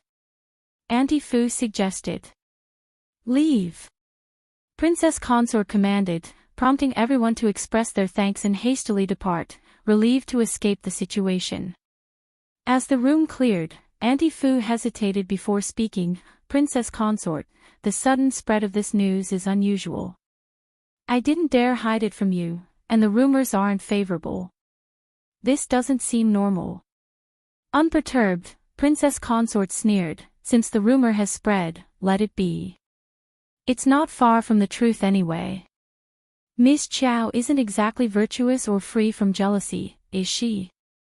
Let her feel the repercussions of being feared by others. I had intended to save her some face, but she probably wouldn't be appreciative even if I did. Curiously, she inquired, what are the rumors circulating outside? Auntie Fu sighed ruefully. Even if Princess Consort hadn't asked, she would have had to explain. She recounted the gossip, revealing that there were murmurs about Lord Shao intending to depart the capital for training, a common occurrence. However, the Crown Prince opposed this idea, leading to tension between them. Subsequently, Princess Consort summoned Madame Shao, aiming to dissuade Lord Shao from leaving the capital and remaining an official there. Despite Madame Shao's loyalty to her husband, Princess Consort resorted to force and humiliation, pressuring her to halt Lord Shao's departure. Princess Consort's actions aimed to manipulate Madame Shao into halting Lord Shao's plans by exploiting their marital bond. To the extent that when Madame Shao departed, she wept and had to be assisted into the carriage, Princess Consort's countenance darkened. Auntie Fu shared more detailed information, further fueling Princess Consort's anger. Nonsense. It's all nonsense.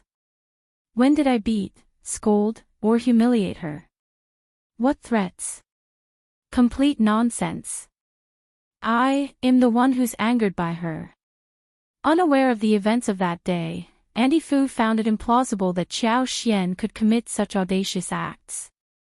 Ordered by Princess Consort to remain silent, Auntie Liang couldn't shed light on the situation.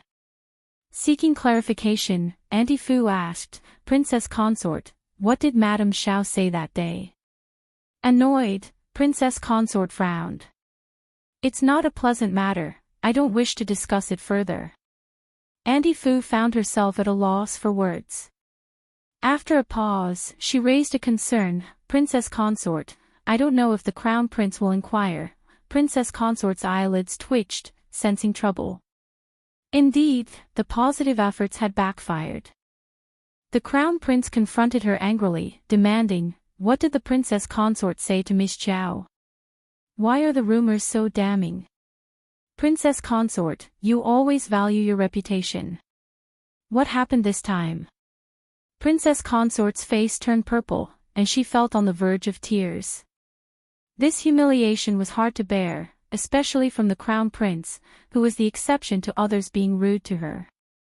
If you find any errors, ads pop up, ads redirect, broken links, non-standard content, etc., please let us know to report so we can fix it as soon as possible. Chapter 1605, Crown Prince's Cold Heart because she cared too much. She cared about the Crown Prince's evaluation of her. She cared about her image in the Crown Prince's heart. She feared the existence of any flaws. I didn't say anything. I explained it to Madame Shao in detail. I told her that Lord Shao's future would be much better if he stayed in the capital.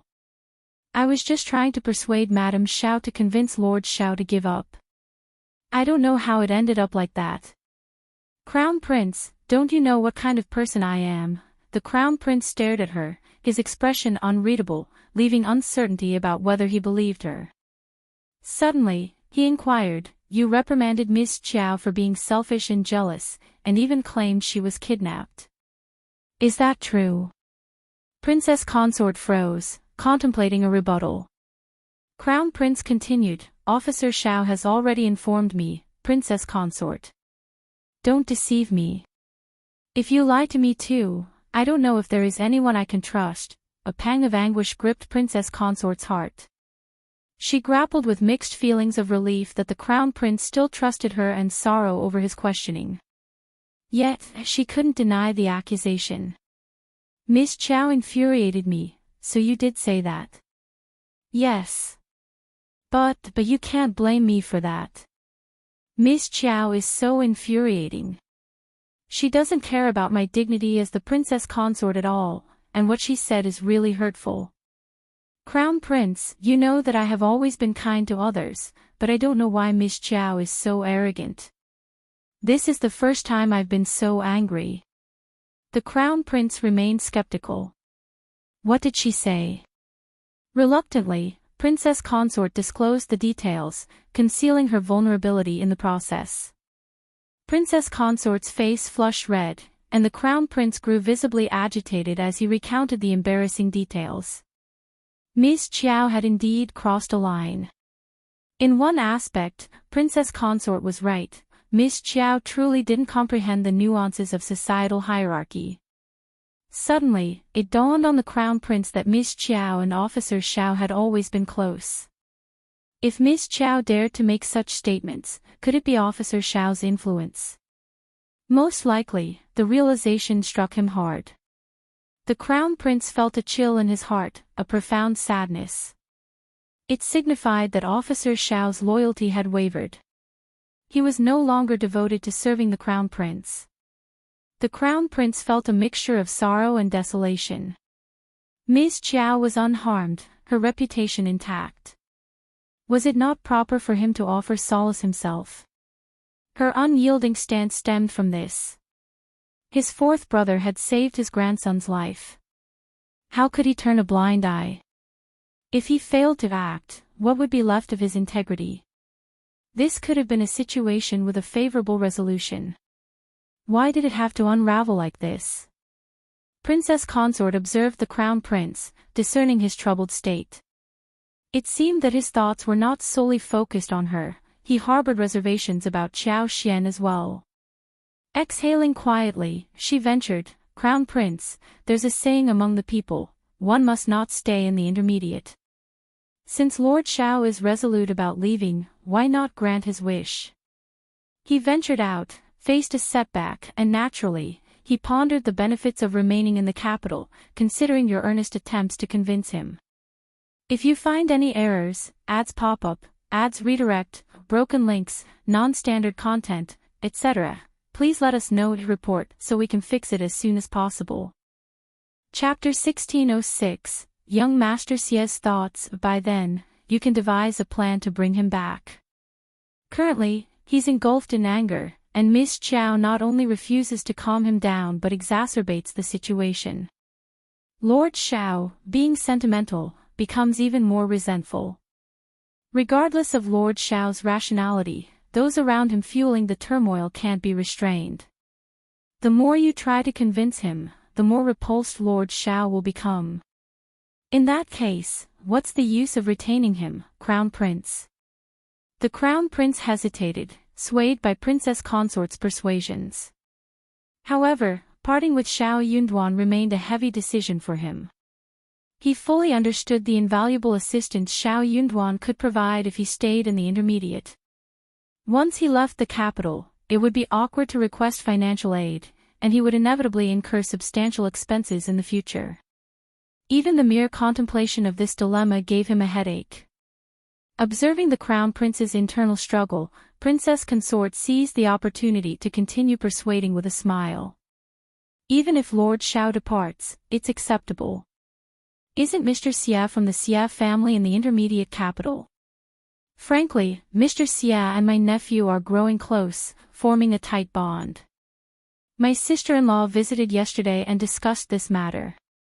Young Master Xie appears to harbor aspirations of becoming an official. Given his talent, passing the imperial examinations in the upcoming year is undoubtedly feasible. If he's willing, even before formal appointment, he can still render service to you, Crown Prince. Temptation flickered in the Crown Prince's eyes, and a glimmer of hope diffused through his anxious heart. The public was aware of Xie Jingrong's exceptional abilities. His sudden arrival in the capital and burgeoning closeness to Princess Consort's nephew were conspicuous. It seemed evident he genuinely aspired to attain official status. This was rational. Youthful exuberance often disregards accomplishments. His status and aptitude instilled confidence in him. However, with a few more years of age and maturity, Xie Jingrong yearned to contribute positively and accumulate merits. It was the orthodox path.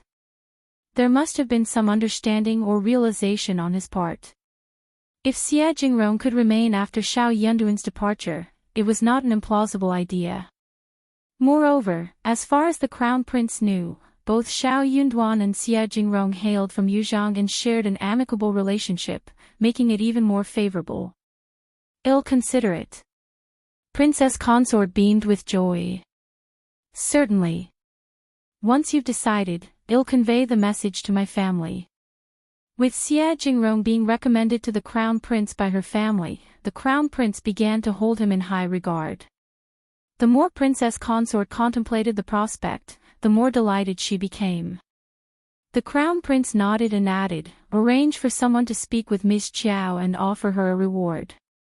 Let everyone see that the rumors should cease." Although Princess Consort felt repulsed, she nodded with a forced smile. Later, when Qiao Xian visited the mansion as a guest, the rumors were effortlessly dispelled. However, once the Crown Prince left, Princess Consort expressed her grievances to Auntie Fu. Auntie Fu reassured her with a smile, "Princess Consort, you're overthinking it. Madame Shao wouldn't dare to bring it up again, so just pretend it never happened. You're showing great magnanimity." Although Princess Consort often liked to display her magnanimity, she hesitated to do so when facing Qiao Xian. Frowning with a sense of disdain, she muttered, "Let it be." Unforeseen by Princess Consort, it proved challenging to invite Qiao Xian to the mansion at all. If you find any errors, ads pop up, ads redirect, broken links, non-standard content, etc., please let us know to report so we can fix it as soon as possible.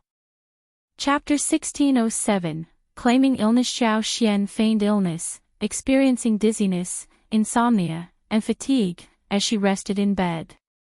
Princess Consort was infuriated. She refused to believe that Qiao Xian was genuinely unwell. It seemed like a deliberate act of defiance against her authority.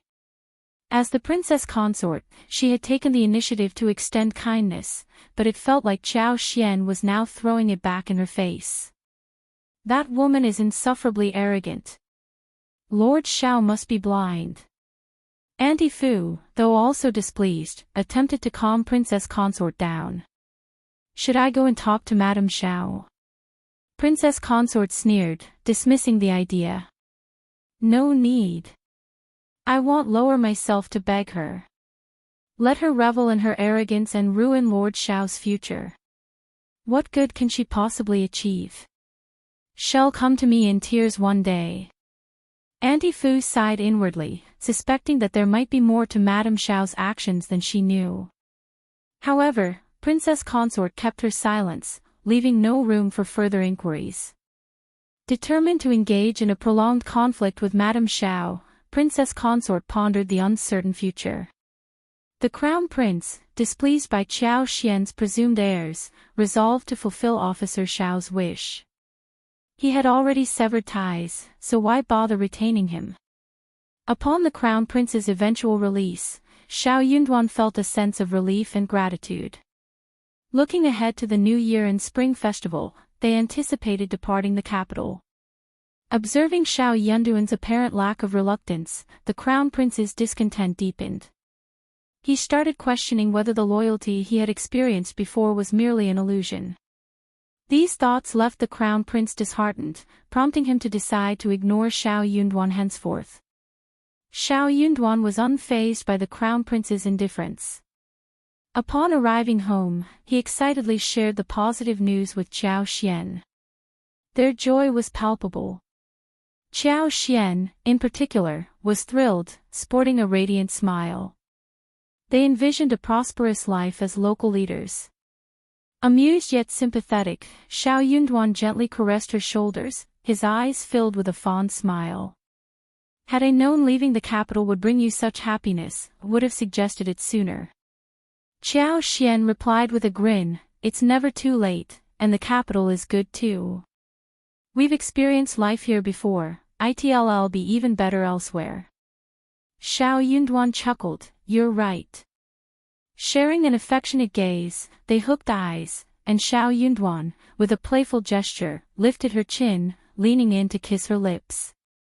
Shao Yunduan's new appointment was soon confirmed. He would serve as the prefect of An's province in Huaishi. This location, however, was less than ideal. An's province, situated on the border of Huaishi, Yuzhang, and northern Yi provinces, was renowned for its rugged landscapes. It featured towering mountains, winding rivers, vast wild forests, and expansive desolate swamps. This natural setting made it a haven for outlaws, bandits, and thieves, granting them a protective haven where they could act with impunity. Local officials dared not interfere, going so far as to offer discreet gifts to influential gangs during festive occasions to prevent them from causing trouble. This tactic aimed to safeguard political achievements and avoid retribution from higher authorities. Although the imperial court had conducted large-scale bandit suppression operations a decade ago, the outcomes were less than satisfactory. Small-time offenders were caught, while the major players remained at large and unscathed. If you find any errors, ads pop up, ads redirect, broken links, non-standard content, etc., please let us know to report so we can fix it as soon as possible. Chapter 1608. Unruly Zone. After the military intervention, the bandits in An's province took advantage of the chaos to engage in infighting and territorial annexation. What emerged from the ashes were three formidable gangs that solidified their dominance, their influence remaining unchallenged. In such a lawless environment, collusion between affluent families and the bandits, both overt and covert, became commonplace.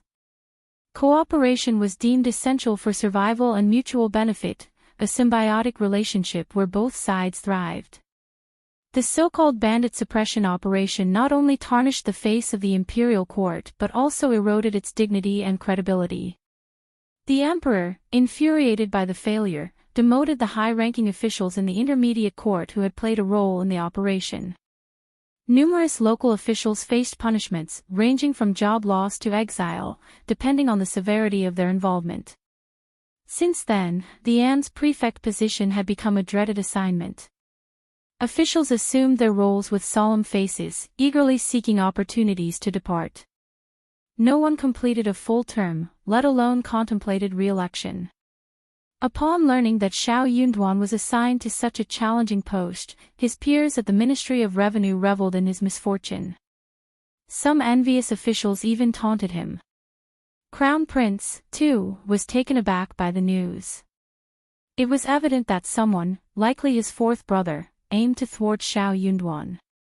The animosity between them was well known, and the fourth brother harbored a deep-seated wish for misfortune to befall Shao Yunduan, while the second and third royal brothers harbored their own grievances about seeing someone else succeed. They tended to maintain a low profile. Their usual strategy involved subtly fanning the flames when conflicts arose, providing clandestine assistance without taking direct action. Initially, the Crown Prince contemplated intervening on Shao Yunduan's behalf, seeking to change his assignment. However, influenced by the counsel of his advisors, he decided against it. The prevailing sentiment was that it wasn't worthwhile to extend a favor to Shao Yunduan, opting instead to wait for him to come seeking assistance, a move that would be etched in his memory. Confident that Shao Yunduan would inevitably turn to him for help, the Crown Prince believed that An's province was an undesirable post that even the most competent officials would avoid. Therefore, Shao Yunduan would surely be willing to seek assistance. The Crown Prince envisioned Shao Yunduan approaching him, allowing for a diplomatic solution. He intended to convince Shao Yunduan to stay and, if he felt uneasy about An's province, offer an alternative role as a county magistrate, with a promise of returning to the capital within a year.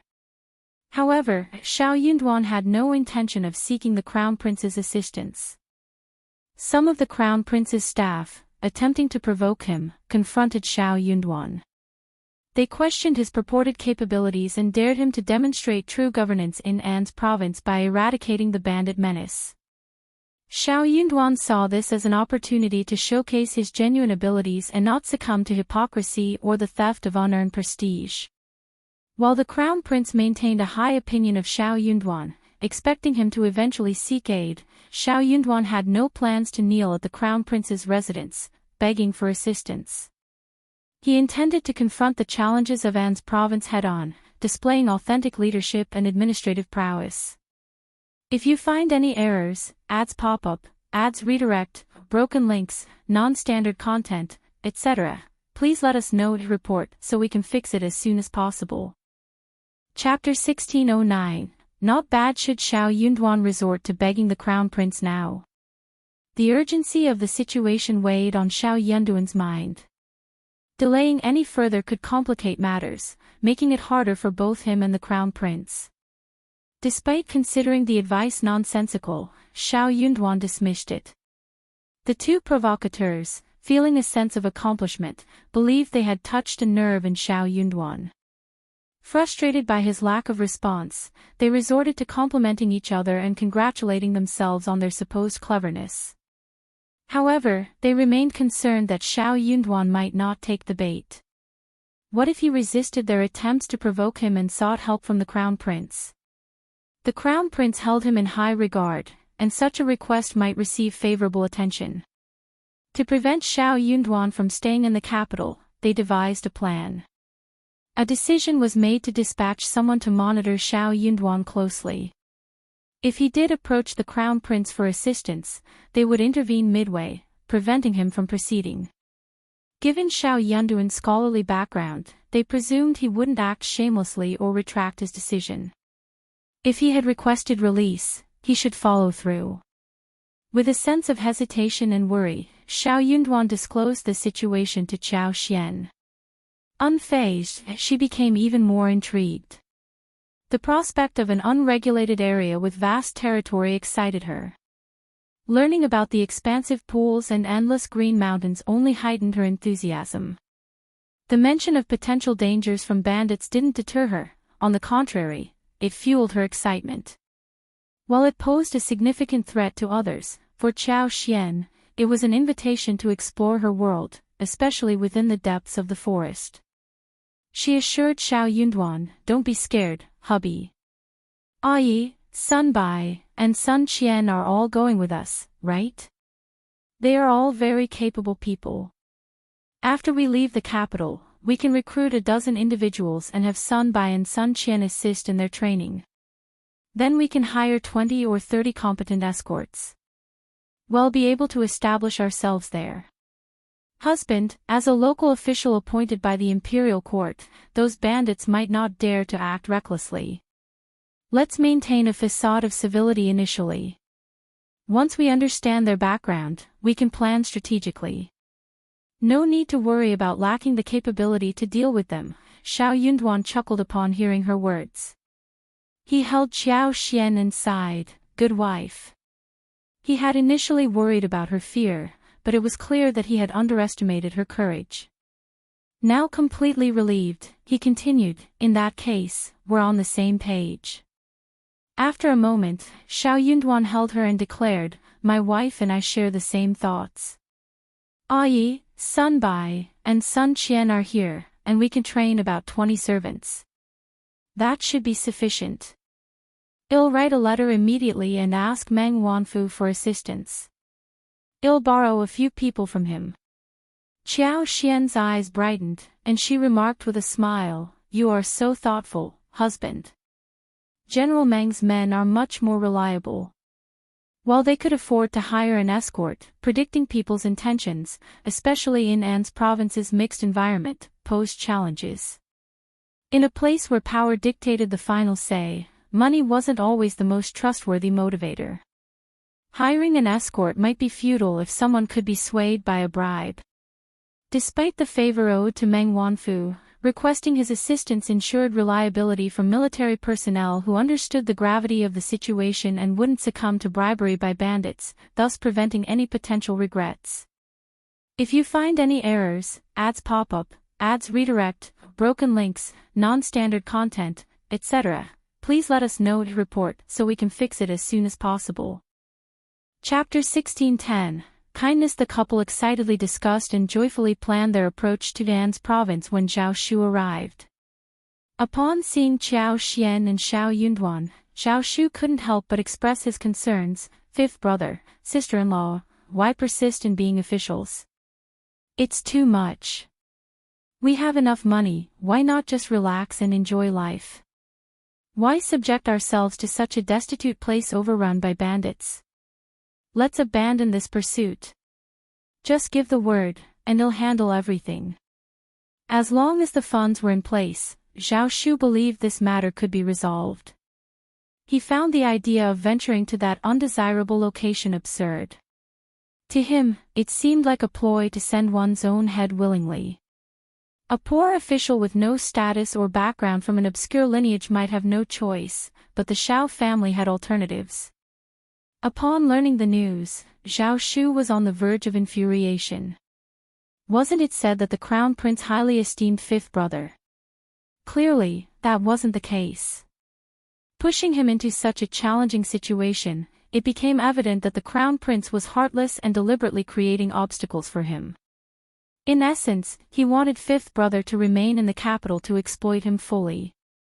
In that case, they might as well not play along. Yunduan shot him a glance but refrained from commenting. Zhao audacity was apparent. She wasn't sure when he started addressing Yunduan as fifth brother, as if insisting on his rank. However, Yunduan didn't bother to correct him.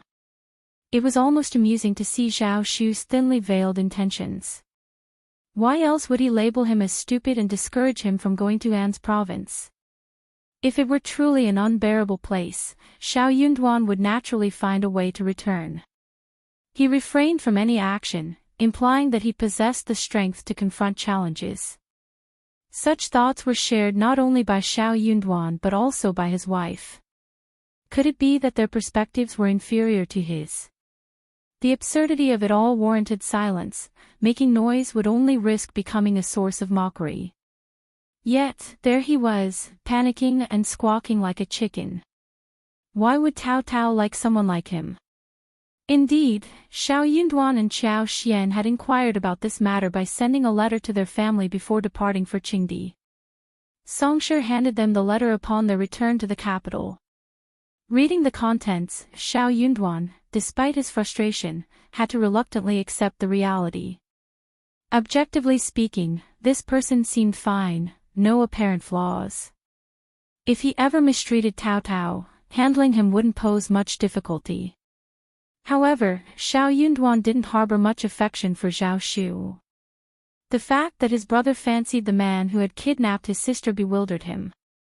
That aside, Qiao even teased him, suggesting that finding a son-in-law might be a challenge if they had a daughter in the future. Dismissing the notion, Yunduan was confident he could find suitable candidates. In response to Zhao's concerns, Qiao playfully replied, "Rest assured, my husband and I have devised our own plans. You continue your travels between the south and the capital. Occasionally, check on the properties we've left behind in the capital." Yunduan added with composure, "Don't interfere in other people's affairs. Don't delude yourself into thinking you're clever enough to gather information about the court. It's not a realm you can easily navigate. Whether the Eastern Palace or the various princes, none were entities to be taken lightly. If you find any errors, ads pop up, ads redirect, broken links, non-standard content, etc., please let us know to report so we can fix it as soon as possible." Chapter 1611, Zhao's injustice. Having someone like Zhao around, even 10 more wouldn't suffice to handle those individuals. It was akin to assisting people in counting their money after they had been sold. Zhao was momentarily taken aback. He didn't sense any derogation of his intelligence. Instead, he responded cheerfully, "Yes, I understand. Thank you for your concern, fifth brother." Yunduan, Qiao suppressed a laugh. "We're aware of what's happening in An's province, so don't worry. And if you happen to visit Shouting Village, keep this matter to yourself and don't inform your family." The couple had meticulously prepared for the move. As imperial court officials, they could potentially face threats and attempts at control from the bandits. However, until they were pushed to a point of no return, their lives remained relatively secure. Even in the worst-case scenario, they could escape unharmed.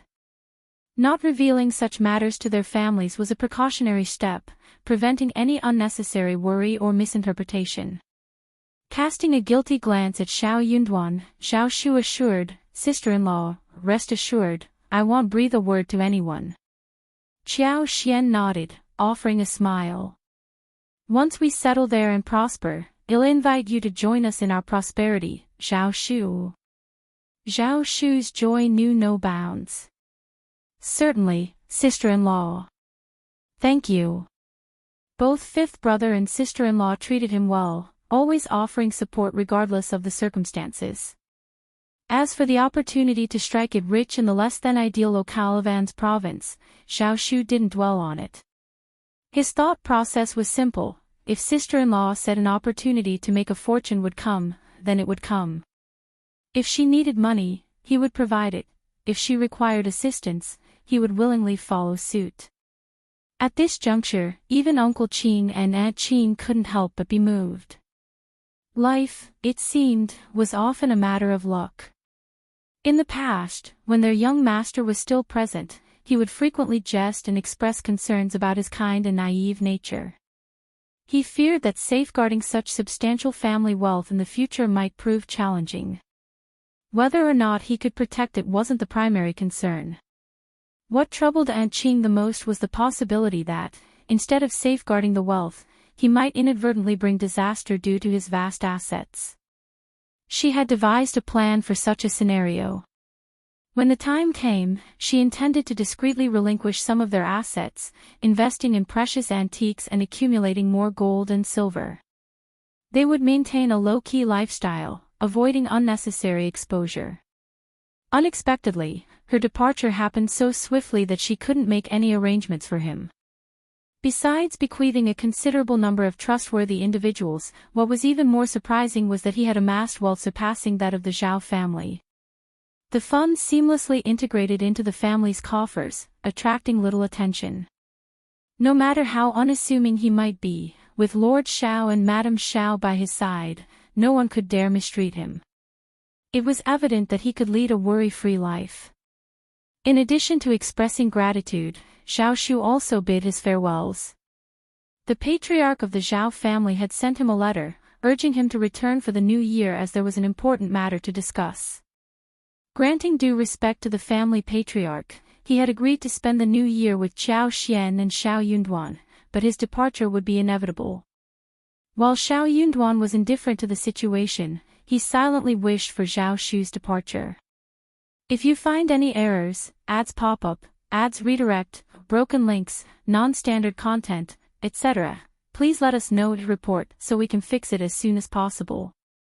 Chapter 16:12. Thank you. Qiao felt a tinge of regret and spoke with a smile. Considering your chief's indication, it seems something significant is brewing. It's best for you to return home now.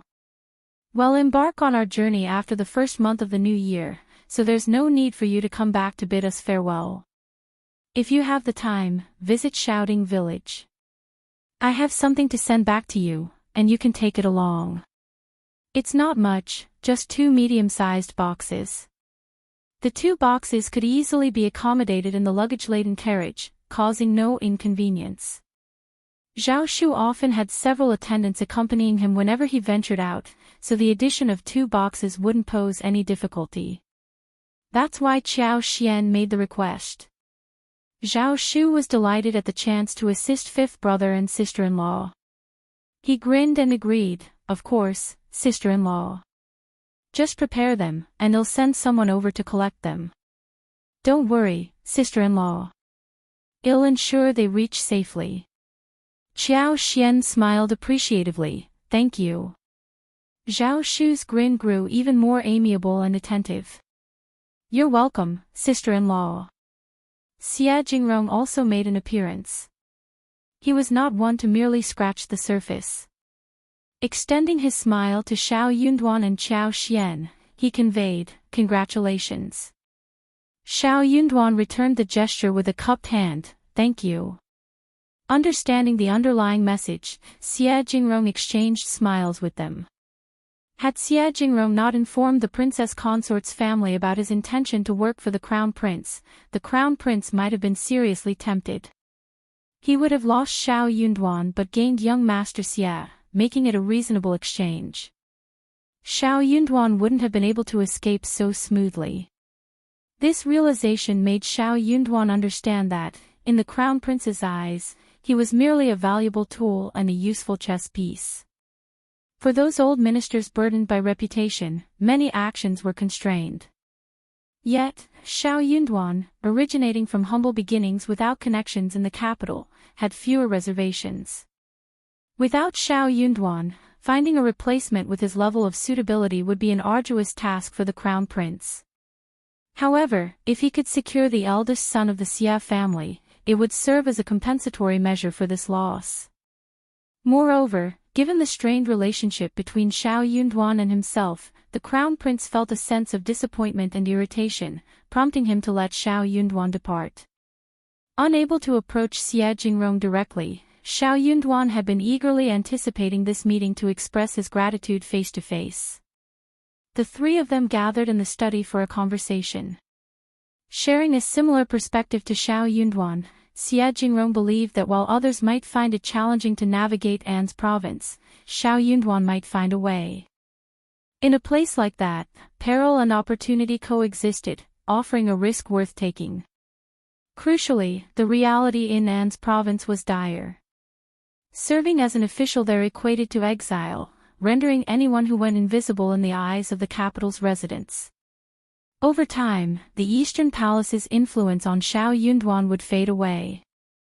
In such a desolate place, people would look down on him, forget about him, and allow him to cleanse the marks on his reputation. It was a favorable outcome. Xie Jingrong found it perplexing whenever he contemplated the state of the nation. He doubted the crown prince's ability to secure the throne. Honored Princess Mai's fourth prince was formidable, and Empress Qi, the third prince, Princess Concubine Virtue, and the second prince all posed significant challenges, their influence extending deeper into the army than anticipated. If you find any errors, ads pop up, ads redirect, broken links, non-standard content, etc., please let us know to report so we can fix it as soon as possible. Chapter 1613. Knowing a lot. If the crown prince possessed both the courage and the means, he could potentially reverse the situation and seize power. However, such qualities were not inherent in his character. Even if he were to ascend to the throne, the relentless expansion of Great Qin would persist, leading to an escalation of brutality and bloodshed. It became imperative to distance oneself from the capital and the imperial court. The crown prince still harbored hopes of retaining him in the capital as an official, but such a scenario seemed implausible. Xie Jingrong's knowledge of An's province surprised both Shao Yunduan and Qiao Xian. Entranced by his insights, they were previously unaware that the region, rife with bandits and challenges, held a deeper complexity. The influential families collaborated with the bandits, openly or covertly, exerting control over nearly every aspect of the area. Their understanding had been superficial until Xie Jingrong illuminated the intricate details. Xie Jingrong possessed information on the most influential bandits, the dynamics of the three major families, and even secured a map of Anzizhou. Shao Yunduan expressed profuse gratitude, treating the information as a valuable treasure.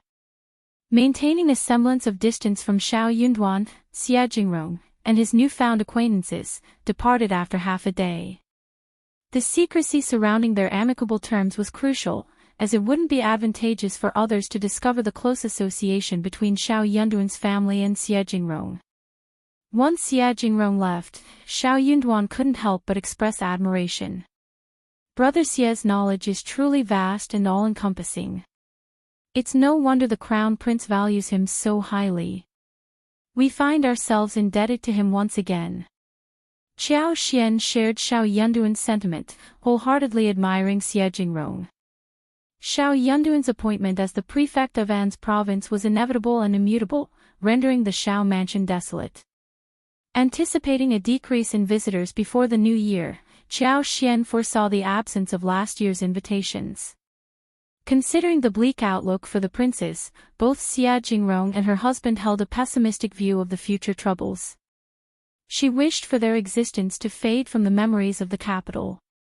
As the 12th lunar month commenced, the long-awaited resettlement of the Cloudwater town manor concluded.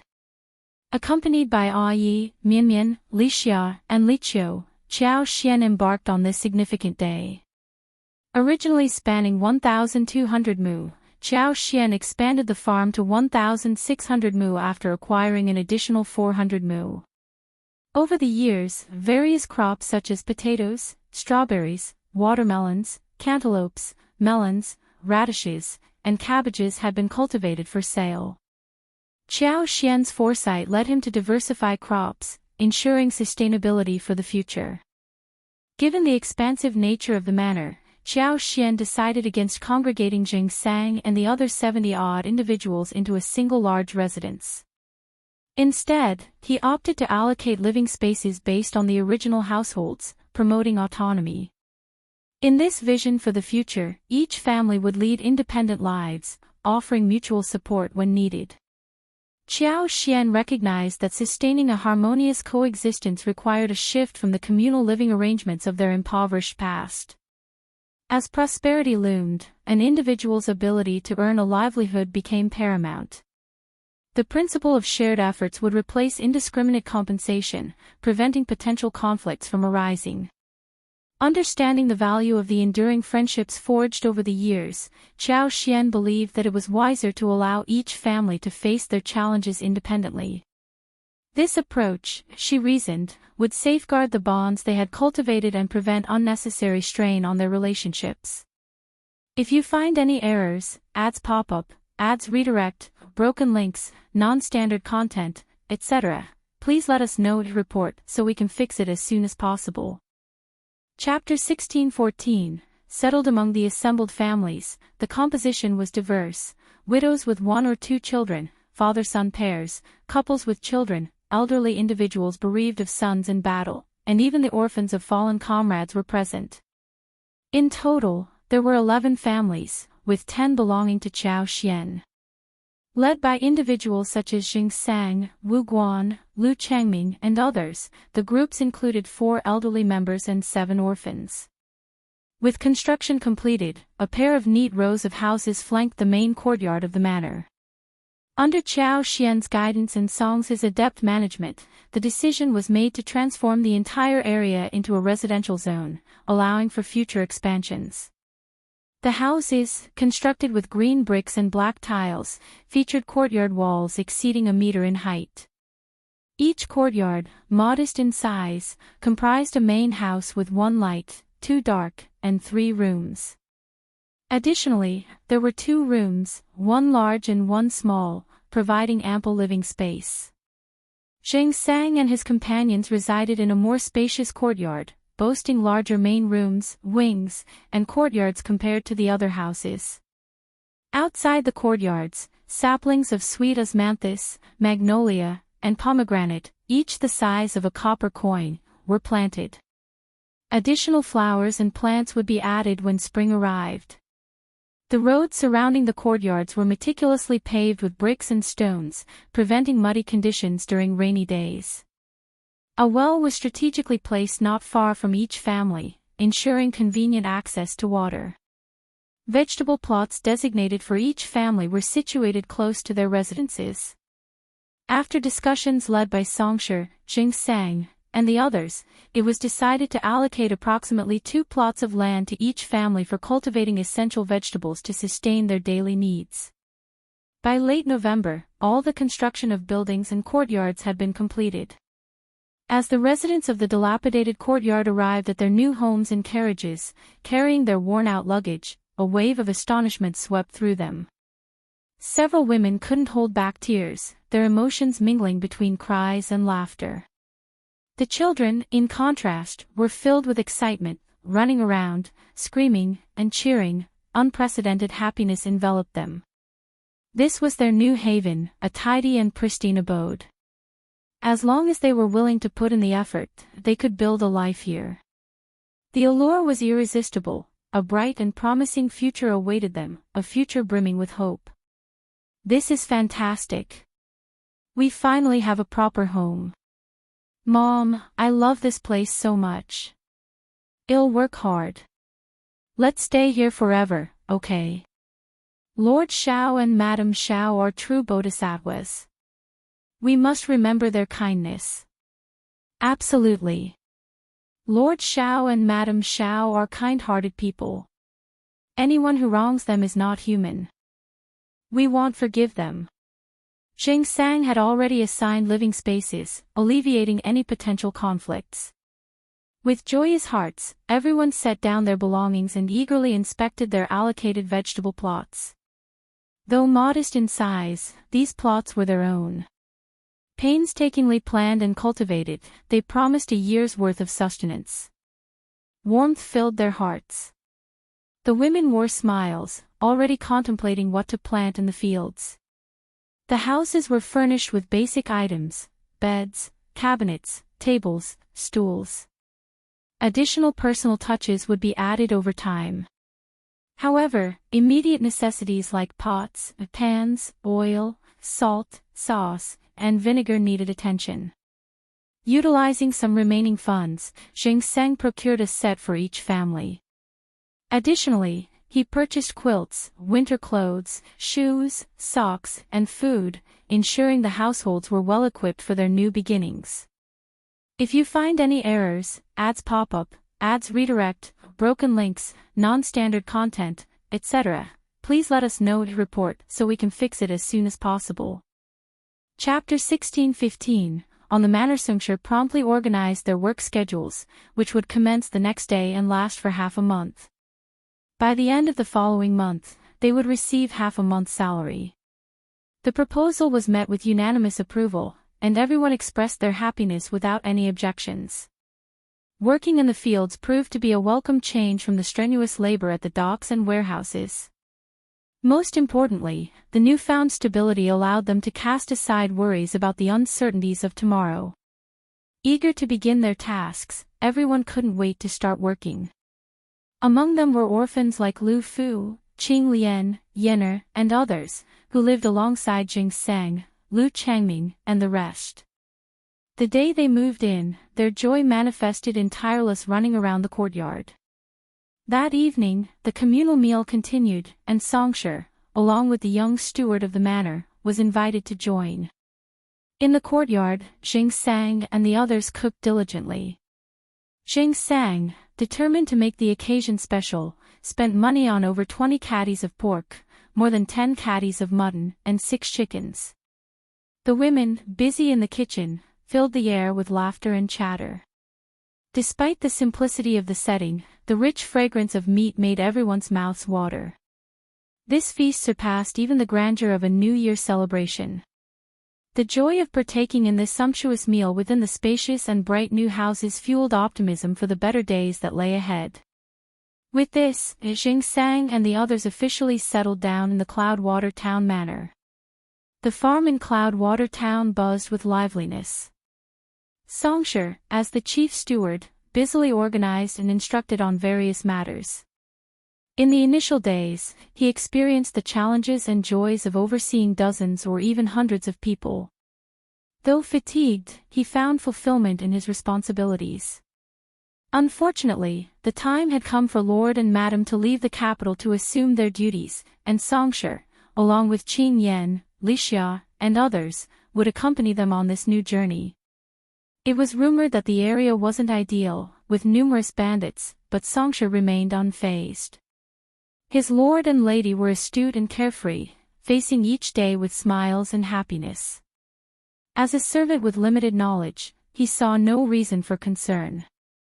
It surely wouldn't pose any problem. Xing Sang was overjoyed to learn of Qiao Xian's impending visit.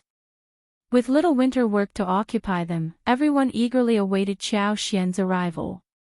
As the carriage approached, children ran home shouting, "Madam Shao is here! Madam Shao is here!" Families emerged, gathering with smiles and shining eyes to welcome the approaching carriage. "It's really her. I haven't met Madam Shao yet. Madam Shao is exceptionally beautiful and amiable. She even brought us candy last time. She's truly wonderful. Absolutely. Madam Shao is the finest madam I've ever encountered. Oh, you little girl, how many madams have you met? Laughter ensued. Regardless of the number of people encountered, Madam Shao undoubtedly stood out as the best.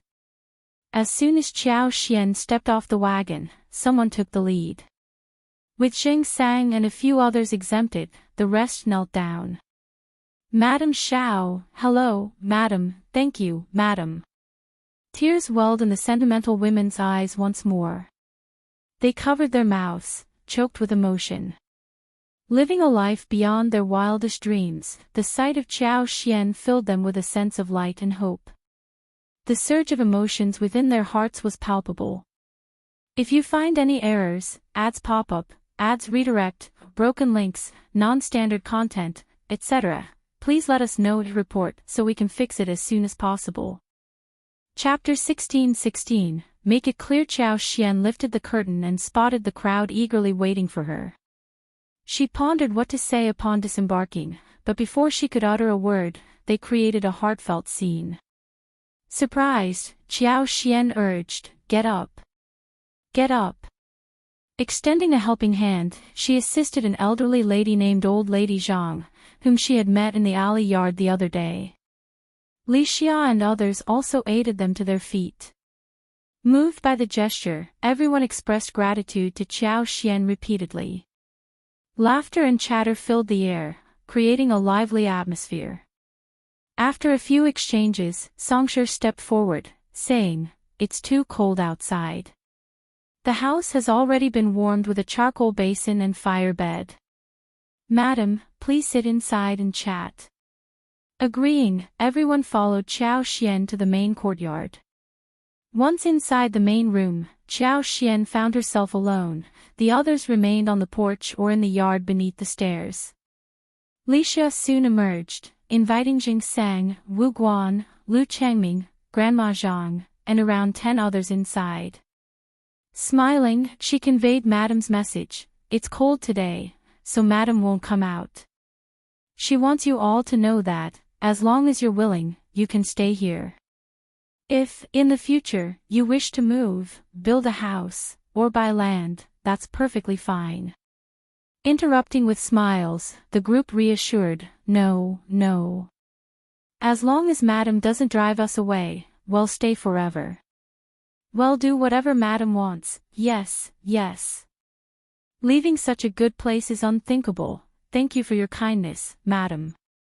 This is a blessing for us, and more." Li Xia, with a smile, asked for their attention and continued, "Madam's words stand. You can be at ease. However, Madam wants to emphasize that if you plan to stay long-term, treat this place as your home and protect it. Follow the manor rules, refrain from actions harmful to Madam, and any betrayal or collusion with outsiders won't be taken lightly." The atmosphere tensed momentarily as everyone briskly nodded in agreement. "Absolutely. If anyone betrays, we won't let them off. That's right. We owe Madam too much. Following her instructions is the least we can do.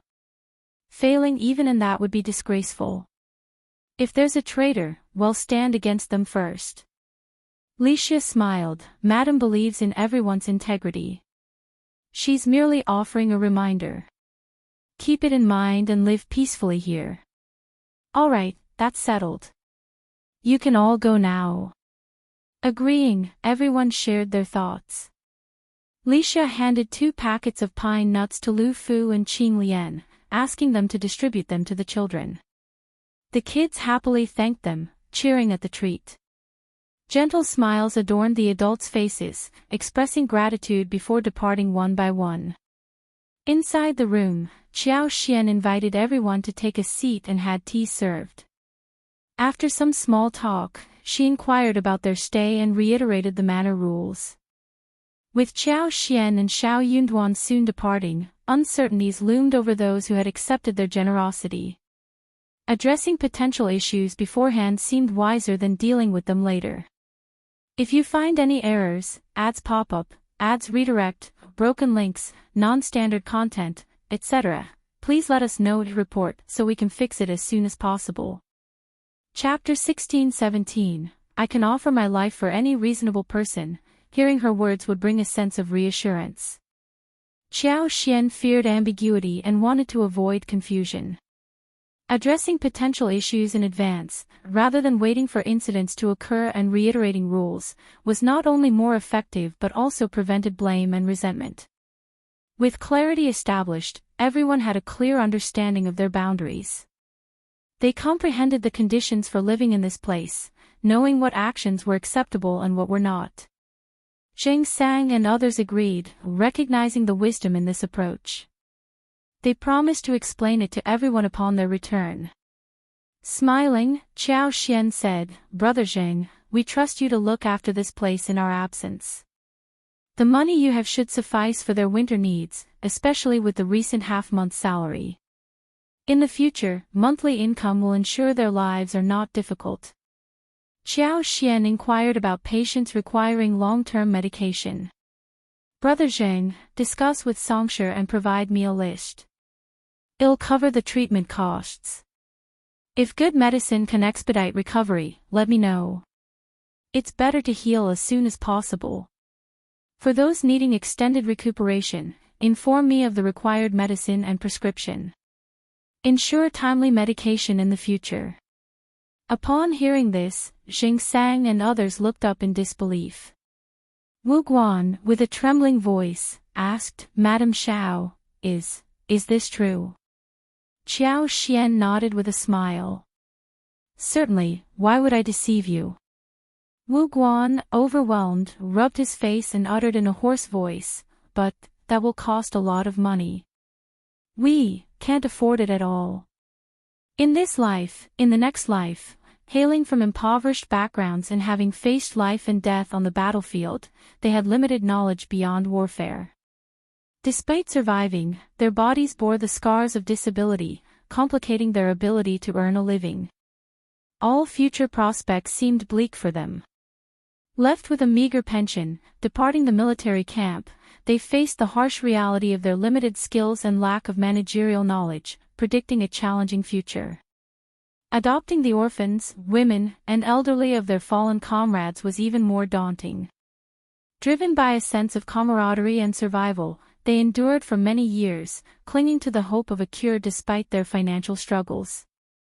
Expressing their desperation, Qiao Xian sighed, "I will cover the expenses, and you don't need to repay me.